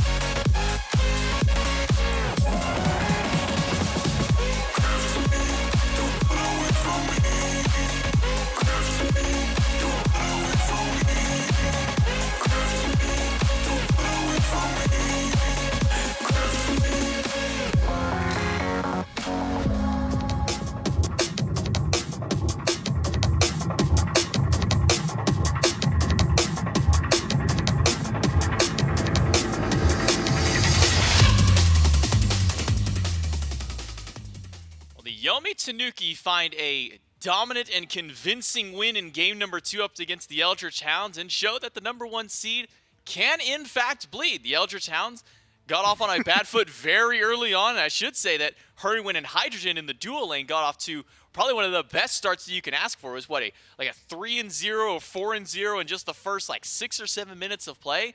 And the Yomi Tanuki, the question then was, can they translate that to the rest of the map? Well, the answer is yes. When Hurriwind is able to walk around and double and triple chain literally anybody across the map, yeah, the Yomi Tanuki can find that, and they do grab a winning game 2. Yeah, and it's hard to pinpoint where things went wrong for the Hounds. I would argue the beginning of the game. And it's not even like draft diff thing. I think that their draft could have done very well, except that they were just bullied, right? You get that first blood, then to a second blood, to the point where this lane was the priority. I mean, a majority of the kills early on were, unfortunately for him, up against Dude Man Bro, which makes Hydrogen look incredibly good throughout all of this early on. But I also think that you get to see a big turnaround. You had highlighted it, but getting some of the pressure. Snaddy narrowly avoided getting first blooded by Remakami that game. It was a, one arrow that misses, one bladed arrow from the Ullr that doesn't connect, and that makes a huge difference. But you're getting great ults from Nayhoo, you're getting incredible presence from Hurriwind, you're getting just good play from Hydrogen. I don't even care that he's dead in this one because he had so many kills, so who cares? And Snaddy literally chased 2 people through a tier 2 into the Phoenix and murdered both of them while under the Phoenix like it was nothing. This is that exact play. Yeah. And walked away. He walks away from it because they've killed 4 of them at this point. It's just they got ahead, they stayed ahead, and they rolled them. So I think that this is one, if you're the Hounds, I don't even think you take it completely to heart because there was so much that went wrong, and at least 15 to 22 minutes of it was built on the first 5 to 6 going as catastrophically as it did. So maybe you work on the early game, maybe you come at it and reassault your draft, but other than that, a lot of that was just going to happen because of the way the game was going. I want to see more of that out of Hydrogen, because I pulled up stats to see if of how much Anhur we've seen of him before. Only had 2 games of Anhur before going into that set. Now with this third one, sitting out 2 for 3 in wins, so 67% win rate. There we go. And a 6.3 KDA. That's good. That's really good. Sure, it's only 3 games, but a 6.3 KDA on a god is still a good number to have even over the course of 3. And if it can look that good in this game, we'll see if maybe they pull it out again in game number 3. Picks and bans ready to go. Can the Yomi Tanuki continue their trend of game 2 dominance and push that and translate it into game number 3? Can the Eldritch Hounds refine their footing to try and hold on to their undefeated streak? Those are the 2 questions that need to be answered in game number 3, and what adaptations to be made to throw a third question out there. For now, it will be the Osiris ban from the Eldritch Hounds, taking that one away from the jungler of the Tanuki, and then a Robin in response by the Tanuki. Yeah, looking back at it, Osiris was played by the Tanuki twice in a row, so I think that that's a good ban just to try and limit the jungle. And maybe bounce back a little stronger. I'm more curious as to where they're going to go with the rest of it. Ratatoskr was there in game number 1, and in game 2 by the Hounds, so really wanting to limit that very specific god and specific play from them, so they are going to ban that one, which is impressive to me. But getting that with the Nemesis means that, your Chernobog is open, the Ullr is open, something is going to be left open no matter what. Huang was the first pick, Yemoja is still available. I think a lot of very prominent picks in the meta right now. And I kind of liked where, at least in my mind, where the Huang was on the rise, because he has been, I think, someone that is while maybe not the end of the game for you just because he gets locked in, he's just such a good mage. He has got decent CC, good damage, and survivability. He's got everything that you want. Yeah, Huang has been doing a lot of work for just about any team that's been able to pick him up. It was a winning factor in game number 1, at least for the Eldritch Hound, finding success from Crimson. Then game number 2, Nayhoo able to find success with that god. But it will be Mercury's a first pick for the Eldritch Hounds, and then Ullr, as we were talking about just moments ago, locked up by the Yomi Tanuki. But couple that with a Huang means that we could potentially now. I also have to throw this out because we did see a Huang in the dual lane by Panda Cat on the Jade Dragons in the SPL last week. You weren't here for that one, but that was one that we did get to witness. So some flexibility still within these top 2 picks, but I imagine this Huang probably going to be over to Nayhoo in the mid. So I left for a week. Yeah. And all of a sudden, these mages start showing up in the duo lane. Yep. We reverted to Season 5 because I was gone. We're going back. We're going back in time, Gormizer.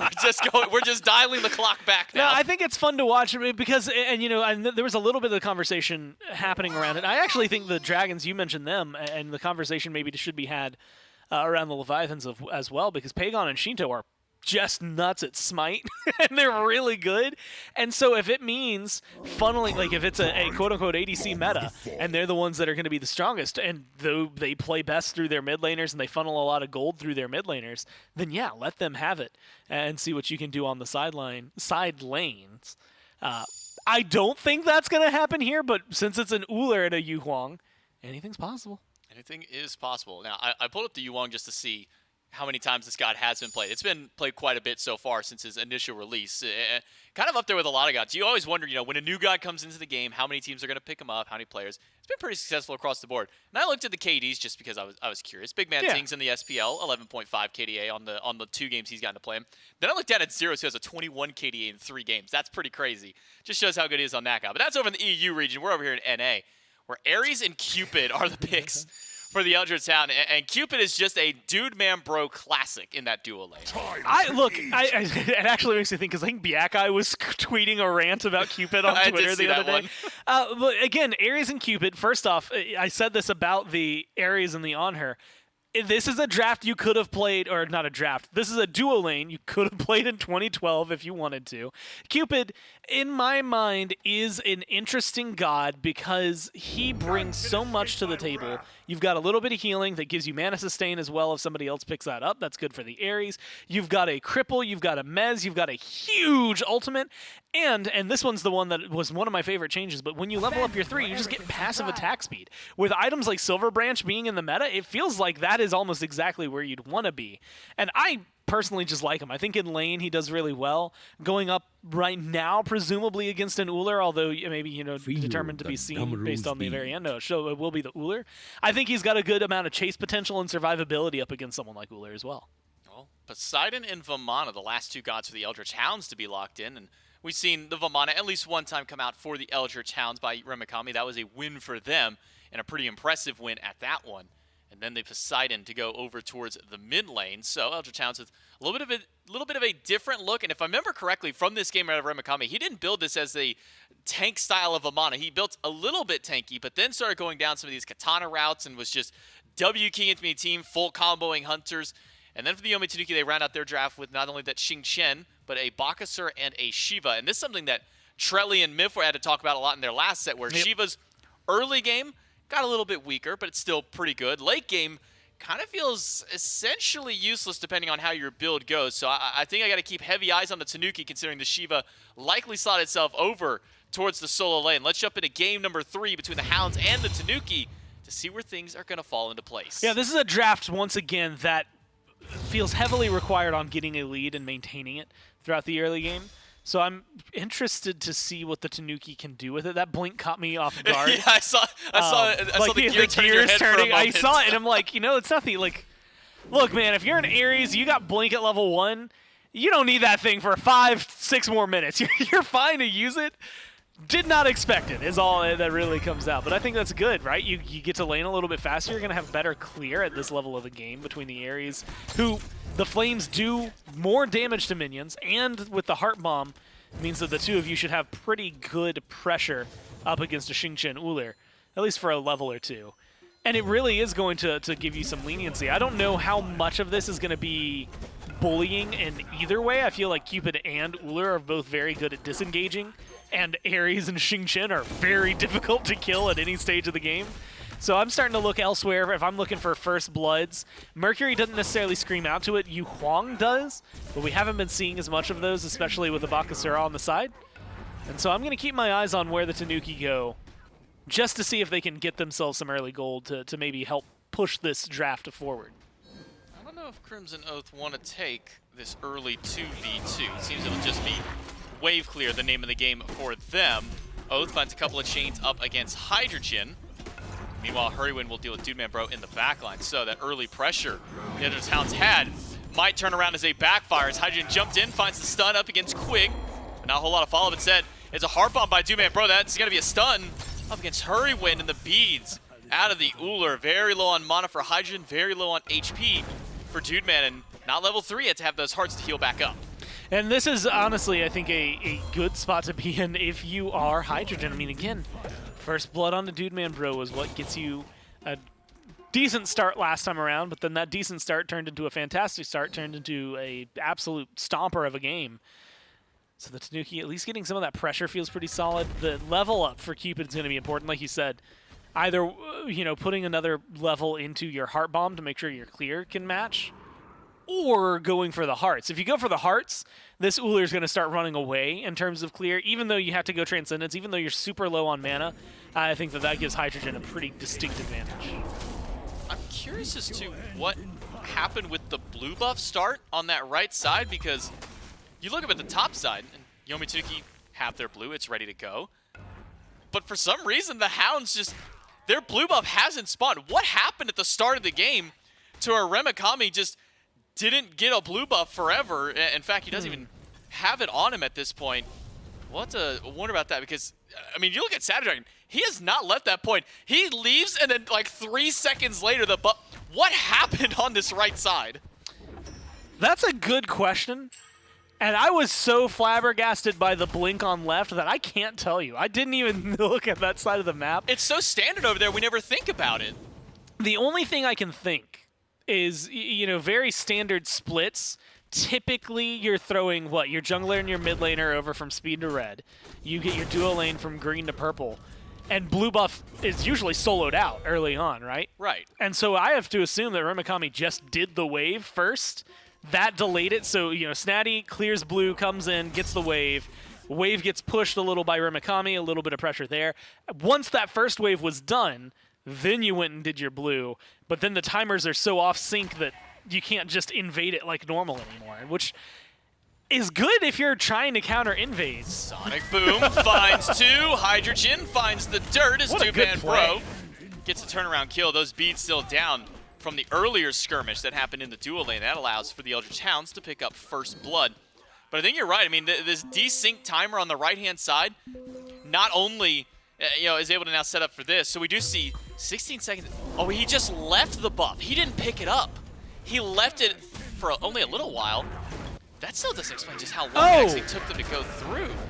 He left a little mini boy. Yeah, the mini should still fade away, just like Crimson's life bar fading away. Jump in by Sata. Gets another kill, this time now for the Yomi Tanuki, and Nayhoo pushed under the tower, but yeah, a bit of a delayed start there from Remakami at the least. I mean, still though, very weird timing on that right side. Hey, and you know what?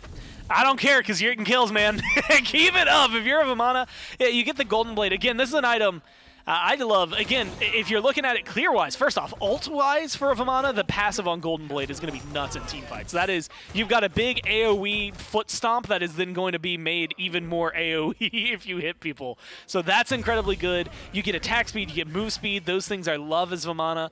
The only thing you have to be worried about, and I assume we're going to see it, is going to be anti-heal that comes up from the Tanuki. Not necessarily great, like Divine Ruin or any great, I mean, I guess Ullr can apply the brawlers pretty well, but like that's it. You don't have a lot of great anti-heal applicators on the Tanuki, so you're looking towards Hurry, the itemization, your pestilences, contagions, things like that. Potentially going into, what's it called? The big boy.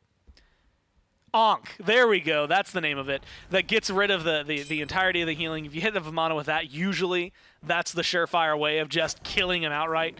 And so I'm going to have to keep at least a little more focus on these relics to see if they deal with that. Otherwise, you're going to have some healing from the Vamana. You're going to have the Cupid hearts to contend with. That's going to be a lot of pressure to hope to contend with. They're doing it pretty well right now. I mean, geez Louise. Remakami, whoa, he actually just got his ult in the nick of time, but it's not enough. Still not going to be enough HP, enough shielding to keep him alive. So another kill to the Yomi Tanuki, a pull in by Quig, beads away by Hydrogen, who's all the way on the middle end of the map. Not sure exactly why Hydrogen's so far over here. Dude Man Bro getting free reign in the dual lane at the very least. So for now, Satadragon, who was falling behind because of that, well, I guess failed attempt at an invade at that initial spawn, put him behind Oathhh, but ever since then, Satadragon's been on the rise. Level 8, stealing away another camp, and doing what Bakasura does best, which is just taking all of your farm for free.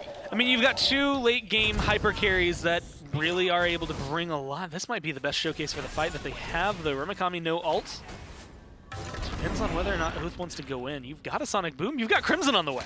Yeah, this should be a kill. At least one of them. Sonic Boom does miss Snaddy, but the gash after. Oh my god. And right into a tidal wave. Crimson with that Doom Orb gets a lot of damage. The Mez from the field is good. Hydrogen low. Quig wants to tank this tower and miss the chain. Has to use the fires. And Dudeman will find the last auto to get the kill. Quig soaking up a lot of that tower damage, but now 4 up for the Hounds and a 1.3k gold lead for the blue team. You know, I've been thinking on it for the past 7.5 minutes, J-Mac. And I can't believe the words I'm about to say. But I think Cupid might be one of my favorite hunters to play. Really? And, like, I think the autos feel really good. I think they've got a good pace to them as well.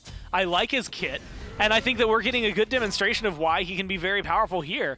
It might not be the most favored for people to play against, but I think like as far as Cupid goes, I think if he can find even an inkling, a toe into the meta, and he's got a good play style behind him. And I just think it's fun to see it be successful here, especially in contention with some of the, I mean, a lot of older gods on the Hounds, right? Just in general. And this Vamana being one, being able to stay alive up against things like the Shiva, the Huang, a lot of new on the side of the Tanuki. And I think it's interesting to see where they all sit, because you had mentioned it earlier, but Miff and Trelly were talking about it, how the Shiva just was not doing too much in game 1 of set number 3. And I'm a little worried. I mean, 0-2-1, not necessarily the end of the world, but Snaddy had a small bit of a lead, and now it's all falling apart. We do see a gank on the left side. Hydrogen chained up, and that's a kill. That one goes over to Oathhh, 1-0-2 on the Merc. From Crimson gets pushed back by the dueling dragons, but not going to die. Root is good, and the fire after by Nayhoo will find it. It's a little bit longer to kill EruptCrimson than maybe the Tanuki would have liked, but at the end of the day, still able to pick up the mid laner. Yeah, kill's a kill, but now they have to be able to contend with afterwards. Look, Satadragon immediately grabbed by Oathhh, but you had to use your ult. Is this going to be a massive pull? Only one coming in from Quig, but still, that should be enough for a kill.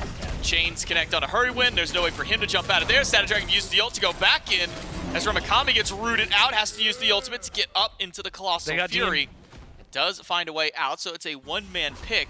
And maybe a little bit more. Ultimate from Dudeman does catch out Satadragon. Waiting for that cooldown of the Heart Bomb, but doesn't have the time to do so. And so it'll be a dash away by Dudeman instead.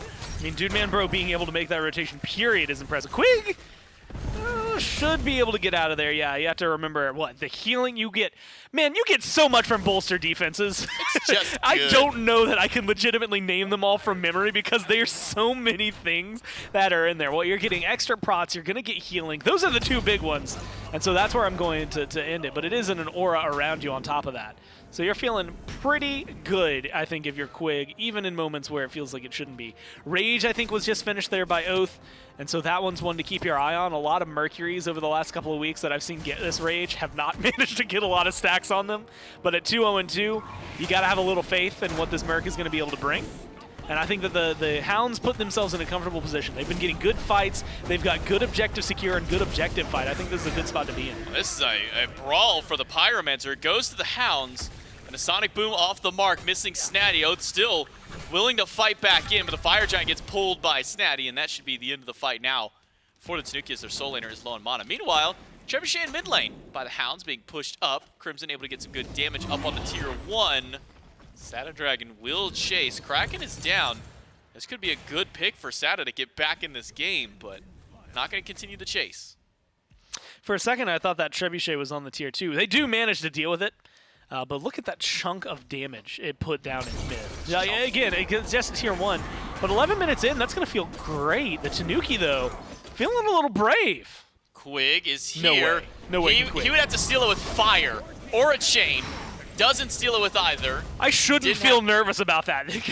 It's because we've seen so many steals in the past. We saw, what, like a 21 damage Rising Dawn tick from a Kepri. We've seen an Atlas ultimate steal it away. God knows how many Fafnir hammers. Oh, Lord. An ability you should be able to just body block by extension of standing in front of him, but never know. This day and age in Smite, Snaddy will use the dancing ultimate to get himself a little bit of healing back. Remakami's following him, just walking by. Does have the dash, gets interrupted. Remakami not maybe willing to take that one up for too long. Does go to the Colossal Fury. Snaddy surrounded by 3, chained up, and his health bar slowly whittling away, but so is Remakami. He had to give up the tanking there and to give it over to his teammates. Snaddy will beat. It's not going to get pulled back.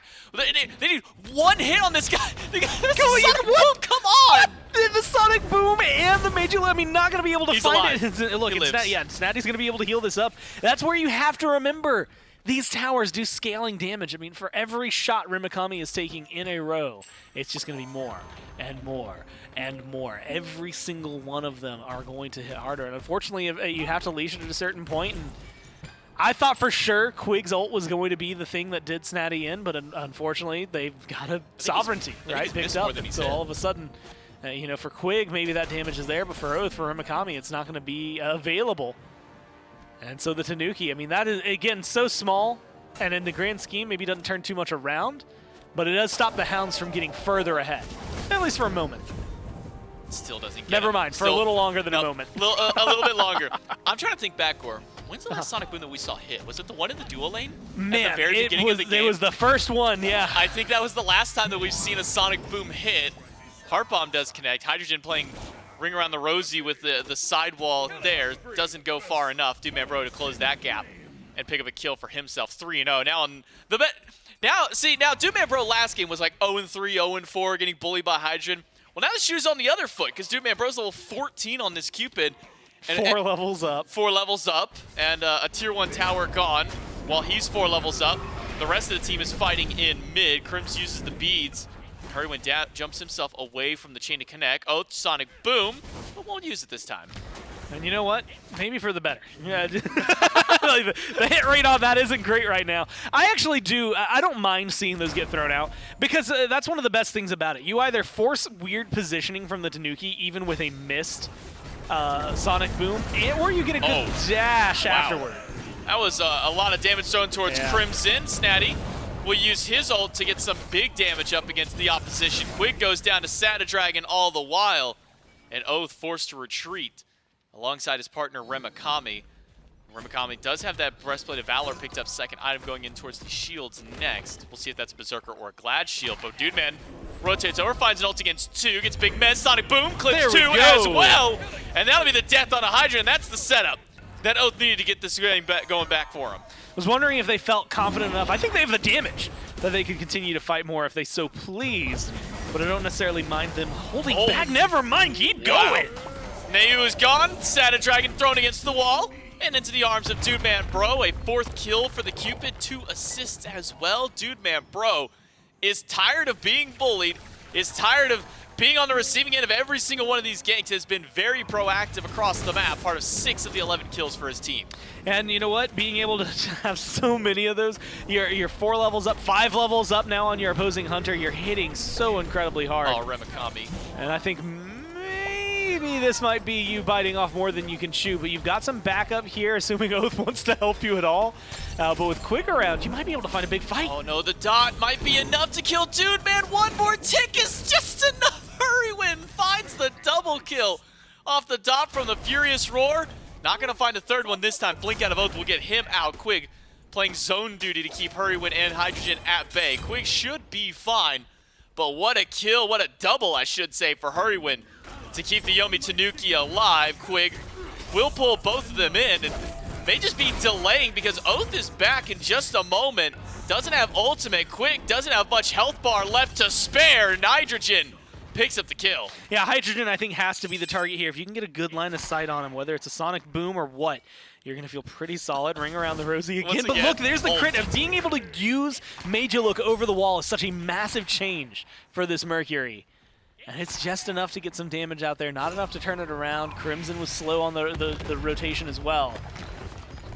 And that is unfortunately, look, Hurry admittedly falling back now with Hydrogen back in base, you see it, but that is a lot of damage that just did not result in kills. In fact, Satadragon's getting stuff. Well, beads do get burned away from Sata, but the Dueling Dragons push 2, and that was just enough time for Satadragon to get out of combat, to get his blink, and Snaddy turns around the kill to pick that one up on Oathhh.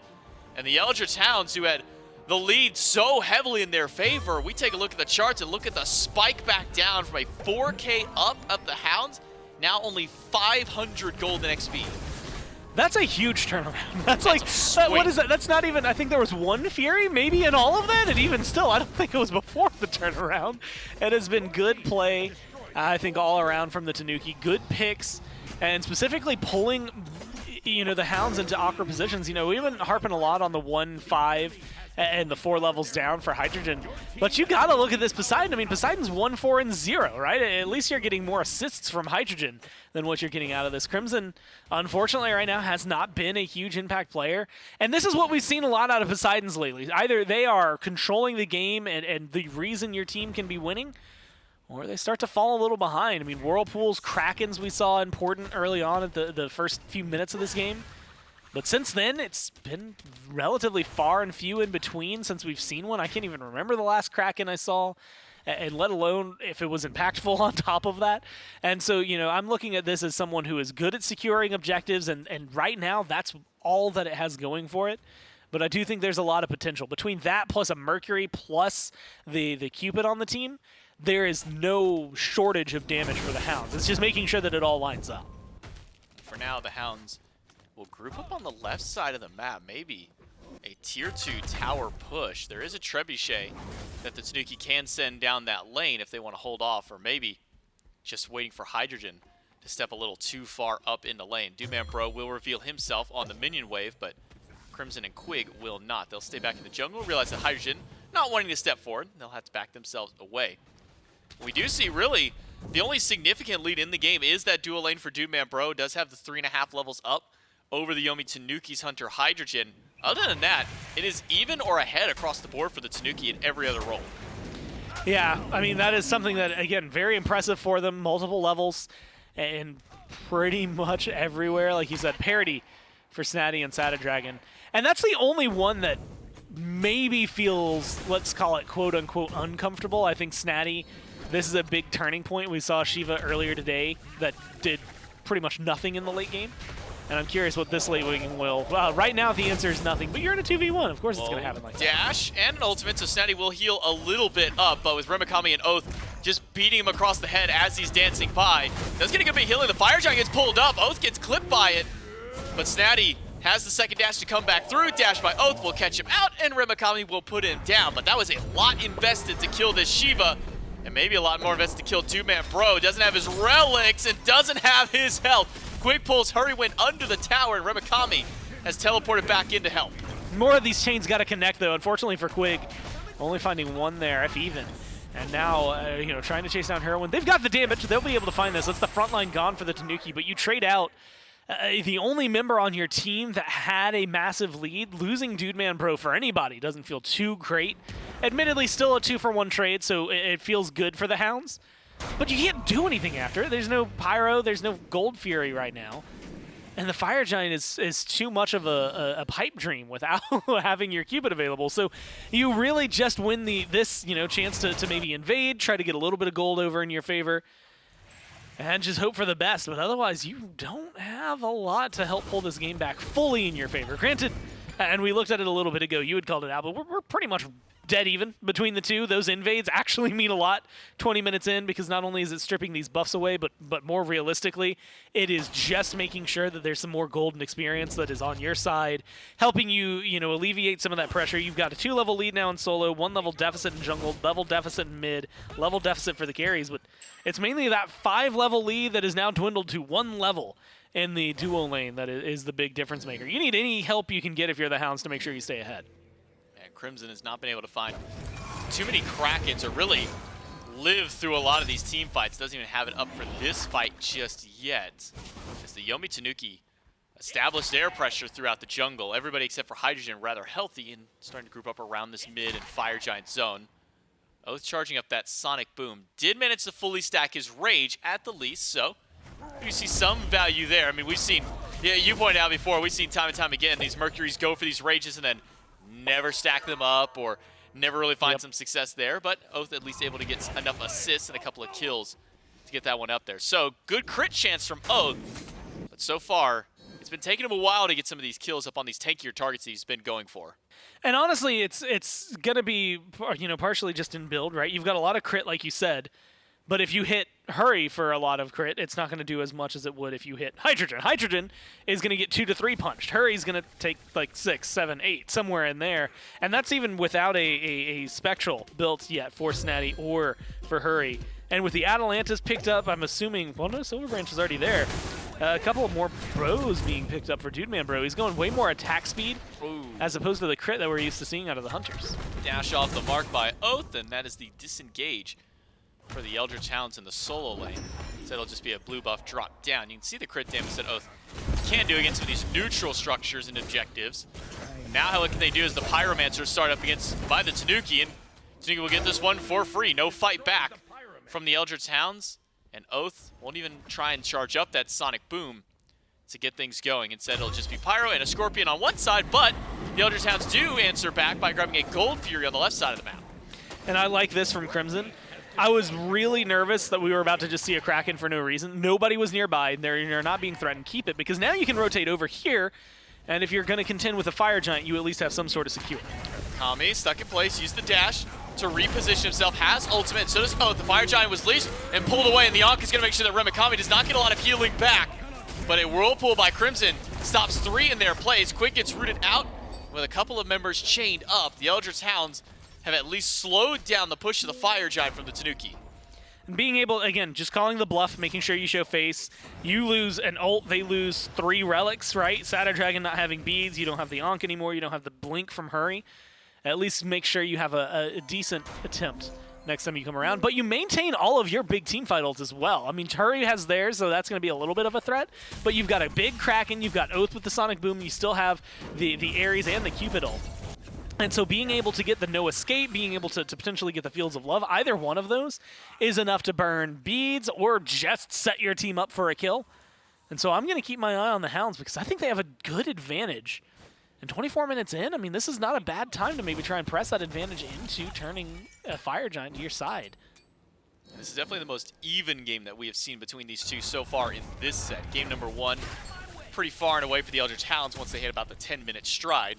Yomi Tanuki about the 4-minute stride for them in game number 2. So the Eldritch Hounds don't really have any clear advantages anywhere except for the fact that they've got a 2-level lead between their Hunters, so a level 20 Cupid hasn't elected to build up that starter item upgrade just yet. Fire Giant started by the Hounds, but not a lot of burn.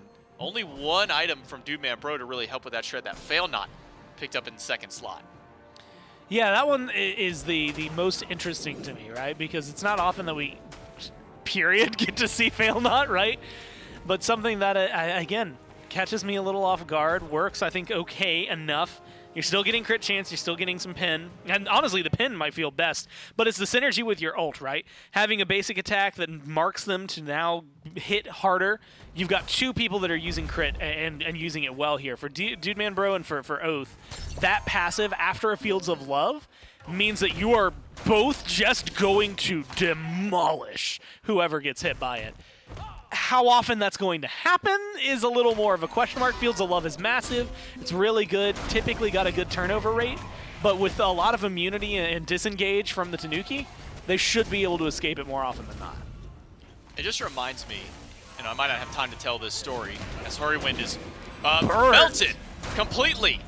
The Eldritch Hounds pick up a kill on the support with relative ease and can now, with the Ankh already expended, start their move on towards the Fire Giant. All ultimates are still up. They didn't have to use anything to kill Hurriwind there. They might not have to use much to push Snaddy back. Fire Giant melting at the hands of the Eldritch Hounds. Snaddy trying to get in to stop this one as Fire Giant still being held onto, but now has been unleashed. Snaddy used his ultimate. Satadragon goes in and finds a big pick against Dude Man Bro, but the Kraken will slam Satadragon and yank him back in. A double kill for Crimson, finally finding some value with that ult. Yeah, it was 1-4-0 earlier, now 3-4-2, so 3-0-2 since that earlier call for wanting more from this Poseidon. Very good play. Admittedly made me a little nervous there. That Kraken being used in the fight as opposed to on the FG. You lose Dude Man Bro, but it is still working out for them well here. And now you're forced out. I mean, Hurry, Hydrogen. There's not too much that they can do. Nayhoo as well in order to stop that one. And what has been an even game, again, the Hounds, getting 4K up earlier, then just absolutely pulled back by the Tanuki, this is where things start to get a little more out of hand. Because not only is the gold lead back in favor of the Hounds, but they also now are sporting the Fire Giant, right? That's going to mean these 3 towers that are left, easy work. One of them's a tier 1 that's already essentially half health. You're going to burn through that pretty quickly with this kind of comp. The worst thing for them right now is that Dude Man Bro didn't get the Fire Giant. And that's not really the end of the world. I mean, with this kind of build, you're still going to burn through it pretty well. You've got good survivability on the rest of the team. And so I like where the Hounds are, and I think that this is, again, a good position for them to be in. Pyromancer's about to come up. You're also about to have a Primal Fury. So with 3 minutes on the power play, that means you have a little bit of wiggle room. You can go for some of the neutral objectives, get even more farm in your favor while stripping that neutral farm away from the Tanuki. But I think I like the group up and try to get a Phoenix play a little bit more. You've got 3 minutes to play with.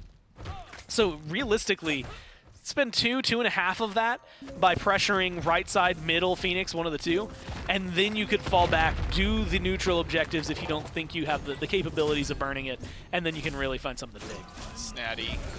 Triple chained by Quig. Slowed down. Kraken with a sonic boom. Snaddy, though, still alive at the end of the day. Not enough damage to close out the kill. It'll take Oathh's blink and a couple more autos to crit him down. Fields a level catch. Satadragon in place. And Satadragon will get put down. Dude Man Bro, credited to the kill. But all these towers still up in the mid and right mean that no Phoenix push just yet. So the Elder Town's a little slow to continue their push. But that's, I mean, 40 seconds now without Snaddy. Snaddy died for a blue buff 28 minutes into the game. That's where things are right now for the Tanuki. It's just a weird positioning call. You know they're going to be walking over there because it has the most towers, so you have to play it carefully. And now they're at a distinct advantage. It's a 3v5. No. Let's go ahead and call it a 2v5. Hurriwind picked off. Remakami goes into the back line and will chase out Hydrogen and Nayhoo, and now Oathhh will join his solo laner to punch down the health bar of Hydrogen, punch down the health bar of Nayhoo. Guys, you still need to kill the Phoenix before you can go to the Titan just yet. But it's 8 seconds until Snaddy is back up, right Phoenix gone, and the Eldritch Hounds will not care about their blunder in game number 2. They'll go ahead and brush that one off and recuperate in game number 3 to bring themselves a win. Snaddy only spawned back in, almost goes down right away again, but the Eldritch Hounds bring it back together. Should they lose game number 2, but as far as the record stands, still a 4-0 undefeated to continue phase 2. Yeah, and honestly, you go look at it. I think if I'm the Hounds, I go look at like game number 2 as the Yomi Tanuki playing incredibly well. They get a better draft. They did game 2 better than you, and that's just where that one is. But if you look at game 1 and then you look at game 3, I think game 3 is the most competitive from all of these. We had even called it out as being most even. I think you get a lot more nuance from the Tanuki that matches up with what the Hounds were doing. I think this is a team that has to take this set in mind, getting a lot of, 3-2-0s up to this point, and then finally having a game that goes as catastrophic for game number 2. I think this is the point where you should start to recognize, like, okay, let's double down, let's try to figure it out. Was it just the draft? I mean, we've been, hounding on it for the Dragons as well as to whether or not that is like the way to go with a lot of these, that 3-carry draft. And for them, they've started to shy a little bit more away from it, but still going back to it occasionally. And so just trying to figure those things out, I think when you're up at the top, especially with how many wins they have, this is your free reign to try and play around a little bit. And when you get a team that played the way this one did, Crimson, again, took a little while to really, I think, pop off the way I wanted to, but really got to pick up at the very end on the Poseidon. We mocked it at one point, and not a lot of sonic booms that connected, but the ones that did were devastating. And I still can't believe I said it, but I really do. I loved this Cupid. I loved watching it, and I think that this was a really phenomenal pick for their team and the way that it melded with the rest of the draft. I mean, the Cupid is something that Dude Man has gone to multiple times in the past. Had, I think up until this game, a 75% win rate in the games that they have picked one up. So it's something that works for Dude Man. Not a whole lot of players are willing to go to that Cupid pick, and even the ones that do don't often get to look as good as they did on it. Dude Man Bro got to a very early tear on this Cupid, and then when it came to the late game, Crimson was finally able to find some big Krakens of his own. This Bumbus Hammer build, this new wave of Poseidon build that we've been seeing, started to pay itself off. And unfortunate for Snaddy getting picked off at the blue buff, as you called, 28 minutes in the game. Definitely not the way the Yomi Tanuki wanted to end that one out. I mean, yeah, with the way things are going, especially how long the respawn timers are, any play where you're that far out. I mean, we saw it. You roll back to set number 2. earlier today, where it's just like, you know, sometimes getting picked, it doesn't matter. Like, your team could have been ahead. The Tanuki could have been winning by 8,000 gold at that moment and had Fire Giant. One player getting picked this late in the game can change the dynamic of so much. I mean, it becomes a 4v5. The number overwhelming at that point makes it easy to turn that into a 3v5, and we saw that very shortly after when Hurry died. And once you get into that position, it becomes a lot easier to just chip away at the rest of the people. Whether or not they can live or not isn't as big a deal, because if you just get their health bars low and force them to fall back, they survive, but you get like a Phoenix or something in the process. I think that it was just one of those moments that you have to reconsider your positioning just slightly, and maybe the Tanuki at least prolong the game. Maybe not win it, but at least prolong it a little further. Well, with that game win, the Eldritch Hounds find themselves their 4th of 4 set wins in phase number 2 and continue to extend that undefeated record. They had a 5-0 in phase number 1, and right at the moment they're continuing to poise themselves for another potential 5-0 in phase number 2. Would definitely be a great start for them and a great way to kick off this second phase of the SCC and really show just how dominant of a team that these guys are in the NASCC. We'll take one more look at the schedule for North American Challenger Circuit, which did have a 2-0 by the Sages, a 2-1 by the Hounds. And then on Saturday, the Callan Wardens and the Anansi Weavers will face off in order to get us our 3rd and final of the NASCC sets. Callan Wardens in that second seed looking for themselves to find another win. Anansi Weavers trying to find their first set win of the phase in order to get themselves out of the completely defeated streak that they are currently on and find themselves at least into a win column more than anything else. Yeah, I'm interested, again, to see how those are going to tackle. Specifically, keeping my eyes on the Weavers, right? It's not been a good year for them so far, and so I think being able to push themselves as further forward as they could, then I think that's a big deal for them. So tomorrow's matchup, or sorry, Saturday's matchup for them is going to be I think a big one to try and tackle. The Weavers are definitely going to want to find themselves a win if possible to bring themselves back in. 0-3 for them, 2-1 for the Wardens, still reprising their second seed from phase number 1, the run that those guys got to have at Masters, because if you remember, it was just the Wardens and the Hounds who were able to break through all of the SCC. I mean, we brought in all the 8 teams from the SCC, and then it was those 2 at the very end who were able to make it into the SPL level of the bracket play. Callan Wardens fell down a little bit earlier than the Eldritch Hounds did, and the Hounds able to make their at least decent run through there. So, for the Eldritch Hounds, a nice win today keeps their undefeated record, and that's going to be it for the SMITE Challenger Circuit today. But make sure to tune back into 11 a.m. tomorrow when we start off with the SCC, and then the SPL will happen immediately right after that. So thank you all for tuning in. On behalf of myself, Gormizer, Casters Production, everyone behind the scenes, thank you for watching, and we'll see you tomorrow.